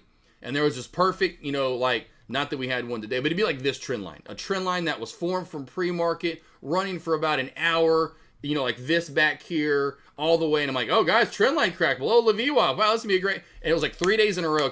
I got one, maybe it was 2 or 3 trades in about 15, 20 minutes and was done. Just killed it. So that's my point. You can come in and the chart's created. You don't have to go back and try to, let me go back on the 4 hour. No, it's right here. Because you can even then zoom out in the next days or even in Power Hour how these lines almost work out gorgeously. You don't have to go through every, if it's already been moving, until we get above 26 is my point. Until we get above 26 or this low of day right here that we double bottom off of the next day that we can now put a line in, you can just sit back here and trade these levels. Maybe manipulate them a little bit if you need to. Okay, now I need to find levels over 25 and go back to past chart history here. We hit it a million times. Of course, it's going to break. Look how you can trade. Look at this thing. Look at that line. Look at that fail. Bouncing on it. This is from pre-market on Monday. Pre-market Monday levels that we find a couple more in market that now we can go back through here in the past week and look how those levels worked out like a charm later on. Look at the bounce play. Look at this. This is why now you add extra levels. Yes, true. I mean, I'm coming in here and seeing some of my eyes. I can't help but laser them on in, right? That's it. That's it. Quit making it so hard on yourself. Make it easier. Lines I found on Monday were usable. Recycle, reduce, reuse. Recycle, reduce, whatever that 3 thing was when we started doing the recycling in the 80s and the 90s. This is perfect. This is, again, why I love the chart, why I love teaching you guys the chart, why I've said forever ago I want to be the best charter ever. Or if not, and I have slowly gained this, underground following, which is crazy, with Trade the Pool, and that shout out, with some guy over in Europe, and he, gave me all this love, and now he's doing one-on-ones. Well, he's like the Europe version of me, essentially. He hadn't been doing it as long, but he's doing stuff with TTP now. I was like, what? This is crazy. But that's what I wanted. I wanted this whole lore. Oh, you haven't heard of AK47? Oh, damn. This is why. I hope this rings a bell with you guys, how to make it easy on yourself. Any last questions on the Discord, on the live stream? Reduce, reuse, and recycle them lines. Yeah, whatever it was. Yeah, something like that. I knew it. Any questions? Anything else from you guys? Good almost 40-minute long lesson right there in small caps. I'll do large caps later today. That'll be the afternoon. You got a paradigm. You got it. Anyone else on the Discord? Anyone else on the live stream here? Hopefully that helped out and rang a bell. That's what I've been doing since 2018. Every single day. Every day. This is where I come up with the lines and levels for you guys in pre-market. And let's go back to this. And I'm going to end this off real quickly. Where's it at now? Okay. All right. Well, I'll end on this to give a tease into the large caps. I want everyone to listen to this real quickly and what I said the SPY was going to do today. Put this over in the live stream. So I just talked about it too as well, in my opinion, on the Discord too as well. It's either 661 essentially for the SPY today. That is a guarantee, or back up to 674. The ultimate high of the day. I feel we will get even higher than that normal high. I just did that just in case. But I feel boom. Called this out in pre-market before the opening bell. Obviously, I was gonna say how long? It was only 15 minutes for the opening bell today. That I said we'd either go down and hit that 660 mark, or we were flying right on back on up and going to 674. And I was getting 674 from this little big supply-demand zone, sandwich area, pivot point. It's either somewhere between right here to right there we were going to hit. Right here. That was going to happen. It was a done deal. If we went up today, we were going to hit it. This is where down the line when I see we're green. And the main thing for me would have been reclaiming 668, which it was kind of, and we can see that was key in the end because we claimed it and we kept holding it, although it got a little bit lower. But this little kind of fall off and drop in that juncture and that gap fill, I knew if we got over that, we're gap filling to here. So there's already $1, which we pretty much were doing and hitting that almost. But I was like, if we do that, then we're filling it. We're going all the way back through this, and we're going to here. And now we're going to here probably for the day, most likely. But a call out in pre-market, and this is why I've been doing those morning alerts for years now, over 2 years, and I can give out levels before the opening bell, and they get hit.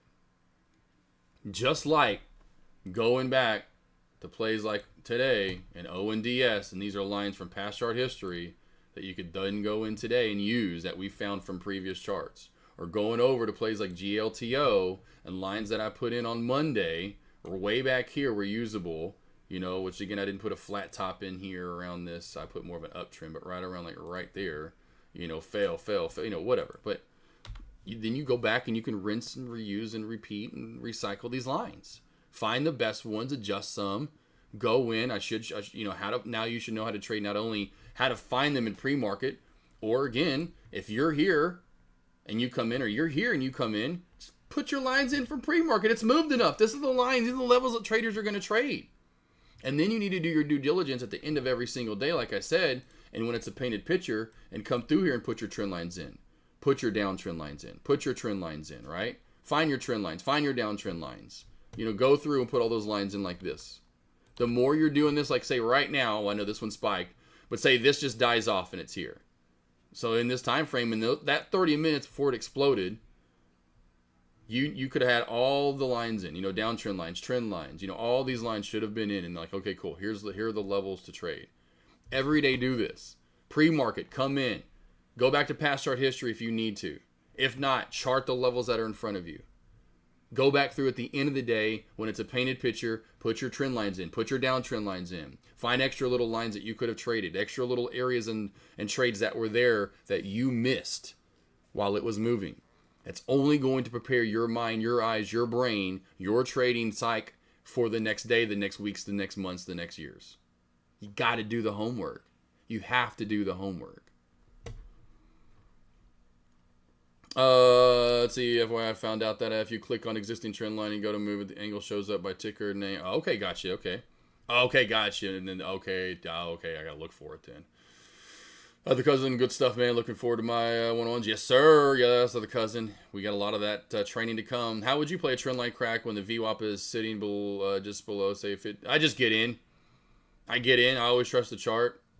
But, I mean, that's, again, like right now, if you're talking about CYPH, we'll go back over to it. We'll go to 3-minute time frame. Zoom back into today. But, yeah, I take them. Like right here is a good example of why you just, not that this is a great trend line crack, but I'd say this is an uptrend channel that you could have put in. So I still take those. Now again, we're not in a market where trend line cracks are working. I used to say trend line, like I would alert it. I mean, how many? Oh God! I mean, I know a lot of you guys maybe hadn't been around for years, but 21, 22, 23, 24. If I said trend line crack, just trade it. I mean, it would just be close your eyes. Well, I'll be like, why? And that's, I see CR Trader getting that now every once in a while. He's like, well, I like when people take my trades. Because I would have had would be one banger after another. I mean, you could close your eyes, get in as soon as it candlestick confirm, and it was like this. You'd candlestick confirm, and it would just die off. And it was so easy to trade that you didn't have to worry about trying to top ticket. There's just no point. You just wait for the trend to crack and reverse down. So in the market conditions we're in now, I don't trade them. So right now, I wouldn't take them. But in the market conditions that trend line cracks work, I'd, just trade it. Once it cracks the uptrend, don't worry about too much of the VWAP. In my opinion, right? But it just depends on the play. This is not one you'd want to go trend line crack. There hasn't been, that's the thing too, which I teach a lot real quickly, another quick little small snippet for small caps. If you haven't seen a trend line crack work today, what makes you think you're going to have one work all of a sudden at lunch? If you're looking for a breakout and everything, it just keeps failing at the thing. It keeps failing over and over throughout the day, and you're looking for it to. And I've seen that, especially back on the the TC days where, oh man, I want this back up to 350, and I'm like, dude, this keeps failing at 250. Like, it's got a long way to get back up to 350. And I'm like, what are you smoking? This is where I say find the trends within the trade. If the trends aren't there and they're not working, or they're just not there, you wouldn't want to trade that first one that showed up, a few hours into the market open. True, of course, you may have that first trend line crack, and then it works out and it's gorgeous, and that may be the killer of the day, but that's going to happen. But you usually would get multiple. Like even when we've traded mine before in the past, some are the first one, and sometimes it's the second one. But the first one I'd always trust because it was the market conditions that we'd see them, like in pre-market, like VWAP caught the play, and it would crack the VWAP, and it would just die right on off. And so, right now, don't take trend line cracks. I just wouldn't. They're not a high win percentage. But when they are working and when they were working, you just take the trend line crack. I mean, I've talked about this on my trend line crack reversals here. Let's see if I don't have that lesson here. Oh, gosh. Maybe here on Candlestick Confirmation I have this. Possibly. Nah, I don't have it. This would be... This is not long enough or not enough. I don't know where my trend line crack. Shorting boot camp. Maybe this is it. That's day 3 and 4. That's day 3 and 4. I don't have trend line cracks on this one either, unfortunately. But when they were working, you didn't even have to worry about how if it was. I mean, you could go back, and as long as you found a trend line, it was like trade the trend crack. Because again, technical sound chart. So we were maybe on this this trend line that's been working forever. Well, it'd go up, go up. Well, then it would crack. It would just go down, and go down. So yeah, just back in the day, you just didn't have to worry about it. So both of you right now just wouldn't be trading trend line cracks. They're just not working. But when they are working, you don't really have to worry about the VWAP most of the time. Now, it's something that I would say in a lot of tickers, be aware of it. I guess worry about it, yes, right? And know, especially if you maybe see it, which it did earlier, was maybe bouncing on it. But if you saw more bounces on it, then you definitely would worry about it. So that's always the key. Is it respecting the VWAP? If you take a trend line crack above the VWAP, do you exit at the VWAP and look for the next trade below, or hold through the move? Like I said, Paradigm, they're not working right now. If I could find I know I have them on my YouTube page, but I'll just kind of pull this up real quickly on my YouTube. I have these over on YouTube, and I'm just showing you, like, look when these things used to work. Like, oh man, why don't these work anymore? I'm like, yeah, this made it really easy to trade. Let me tell you something right now. All right, so like, you can go back and watch. This is over on my YouTube, so you can go back over and watch this. I mean, look at, this is AMC when AMC, and we remember how bullish this dumb, stupid shit was. Trend crack, candlestick confirmation, right? Just comes, and let's just go through some of these other tickers here. I'm trying to find some, go through these here. There's an uptrend channel, right? Boom, crack, and of course you just continue on down. This is AMC in different time frames. Here, let's get to some more small cap. This is GameStop, actually. GameStop. Look at that. I mean, look at the perfect candlestick confirmation. You can see the uptrend channel. Top resistance line would be somewhere right around there. Your midline resistance somewhere right around there, right? And then crack the, look at it, right? I mean, let's go to some small cap plays. It's got the M-shaped trend line crack, kind of wonkier, uglier chart even. Nothing for a trend line crack. And then when I take a trend line crack, like say if that's candlestick confirmation and that's my entry right here, well, my first exit is going to be at 950 to 945, somewhere in here. My second exit is going to be most likely a move through the VWAP into that 875 roll where we're bouncing here. So I take some of the top part of this channel and the bottom part of that channel, right? That's where I'd be taking, I don't know why I'm pressing play. I could just keep probably going through. Here we go. Jivo was her name-o. I remember this one. Candlestick. See, look how we're getting candlestick confirmation perfect here on a kind of a, again, bigger candles come in afterward. But look at that. Candlestick confirmation. Target 1 for me would be this juncture at 390. Second target for me would be probably the juncture here right around this resistance at 380 and the VWAP. And then my last juncture would be probably a move down to this 360 corridor. And of course, then but you can see how these work out. You could sit here in an entry at 411, 410. Look, for an hour, this is. Fuck short and tops. You can have 425 all you want. I'll take 412 and ride this out for days because of trend crack, right? That's where I miss these reversals. Pretty, volatile mid-cap play. Triple D, I remember this one. 21.50, 22 up to 28.50. Oh, who gives a fuck when a trend line crack shows up, right? Trend line crack, candlestick confirmation. You're in at 25.25, and you run this all the way down to 25 before you even reverse up. And still, even, you never go back to your entry over 40 minutes, 30 minutes, whatever it ends up being later. Let's just keep running through these, right? Let's go to candlestick confirmation here.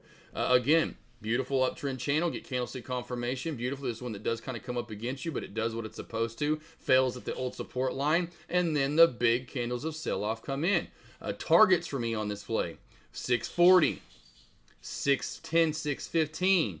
And if I'm still holding shares because I've get to the point where I'm scaling out 3 targets, I probably would want to move down minimum. I say minimum, but probably somewhere to this 360 corridor. I don't know if that ENG got down to 360 or 560, but keep rolling through these here. There we go, another one. And look at the candlestick confirmation. I remember taking this trade actually, ZOM. Gorgeous candlestick confirmation. It's right at the VWAP. This is what I would call watch for a trend line to VWAP crack. You get a great candlestick confirmation above the VWAP and it cracks through it. So when these are working, I don't give a fuck about the VWAP most of the time. And sometimes, yes, I'm taking it down to it, but I'm finding levels that we can bounce at. So we could bounce at 390. We could bounce at, anywhere between 390 and the 380. You've got to take profit in this area. Take profit somewhere in this area. 365, we'll call it into 360. That makes sense. Got it there, Bothy. Got it there, Paradigm. Makes sense. When these are working, these are working. One thing to do, go over to my Instagram, or what Instagram. Go over to my YouTube. Please, guys, go watch these.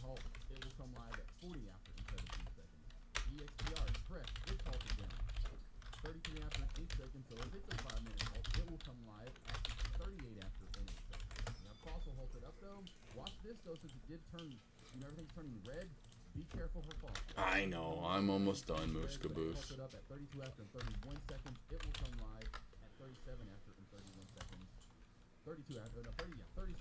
Yeah, okay, cool.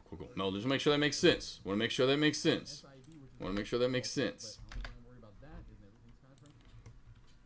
Wish I would have been trading 22. That looked, yeah. Yeah. Bro, 2020, 21, 22... 2019, 2018, 2019, 2020. I mean, I can go back to even my seminar. This is in 2022 as well. This is actually earlier in 2022, and it's whatever. But regardless, through that stretch, it was such clean charting. The charting was so clean. I'm gonna get rid of these. There's no way we're getting back to these uptrend channels or that one. So I'm gonna pull up why this is taking forever. Come on here.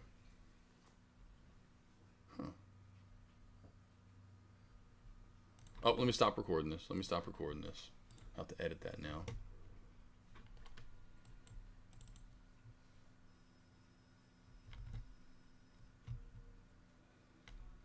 What is PowerPoint doing right now? There we go. Freaking Fraggle Rock, bro. Oh, here we go. Can I still? I think maybe I can. Yeah, here we go. Boom. Let's go. A little bit more to this real quickly. Just for you guys. Who am I? This is my slideshow at the 2022 seminar that I did with Deck. The 3 Ps, baby. Push, perseverance, patience. Have I taken the right steps? Look at this presentation AK putting together. Ha-ha! Come on, baby. Come on, baby. Give AK a little bit of love over here now with it. Let's get to some of these. Look at that. Scale out into support, right? So you can see what I'd be looking at here and why I'd be scaling out where I'm scaling out to. See what I'm seeing right here? See what I'm seeing? See what I'm saying? Right? See what I'm saying there? Scale out into support. Look at that. Look at that. I just called that out. I couldn't remember. I couldn't remember. It's been so long since I look at that. Look. Boom. Bam. Oh, this is magical. All right, let's keep rolling through these. Look at RBLX. Way overextended off of that trend line. Way overextended off of that VWAP. Shit, ain't no thing for a trend line crack. Bye. Bye. Bye. Bye. What y'all doing? They don't like that sound. Shorting shelves. Oh, man. Candlestick confirmation. Now, let's go to AMD. Look at AMD. This is AMD in a 1 minute time frame in 2022. Look how easy this is to trade. Candlestick confirmation. Write it down. Candlestick confirmation. Write it down. Candlestick confirmation. Write it down. Downtrend, same thing. Look at that. Even the little micro one that I didn't have in right there, right? I don't think I had that trend line in, did I? No, yeah, I did. Yeah, I did. Okay, yeah. Yeah, I did. Well, no, this was an overextended one. Even this one right here, that was a little shortened one. Still, little uptrend channel crack. Look at that candlestick confirmation somewhere right around right there. Get you a quick little almost dollar trade right there. AMD in the 1 minute time frame, 2022.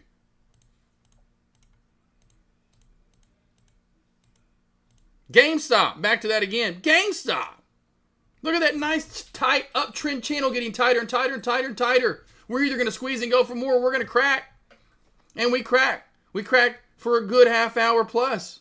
You could have sat in that trade in green the whole fucking time. You would have not have been red in that trade, and then it fails off your entry area. Again, back to technical sound setups and charts. This is what you're looking for. Oh, it's money. You could have got another $4 or $5 reversal.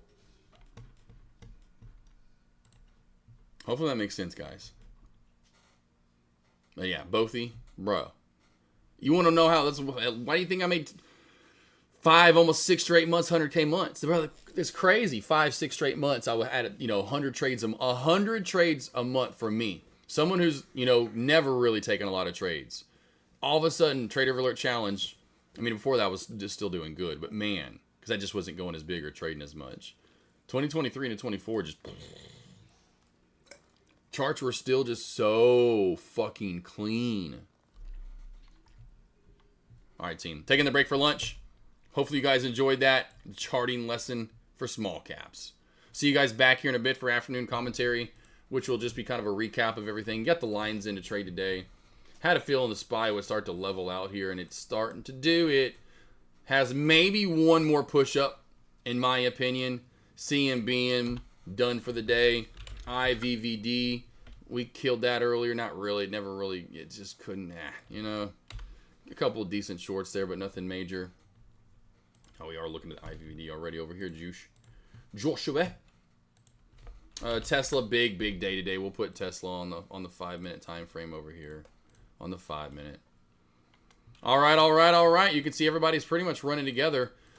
Again, thank you for joining today. If you are heading out for the weekend, have a great, safe, blessed food for the weekend. Sorry we didn't do a dual stream Friday, but at least I did holla at your boy and got you a good charting lesson right there.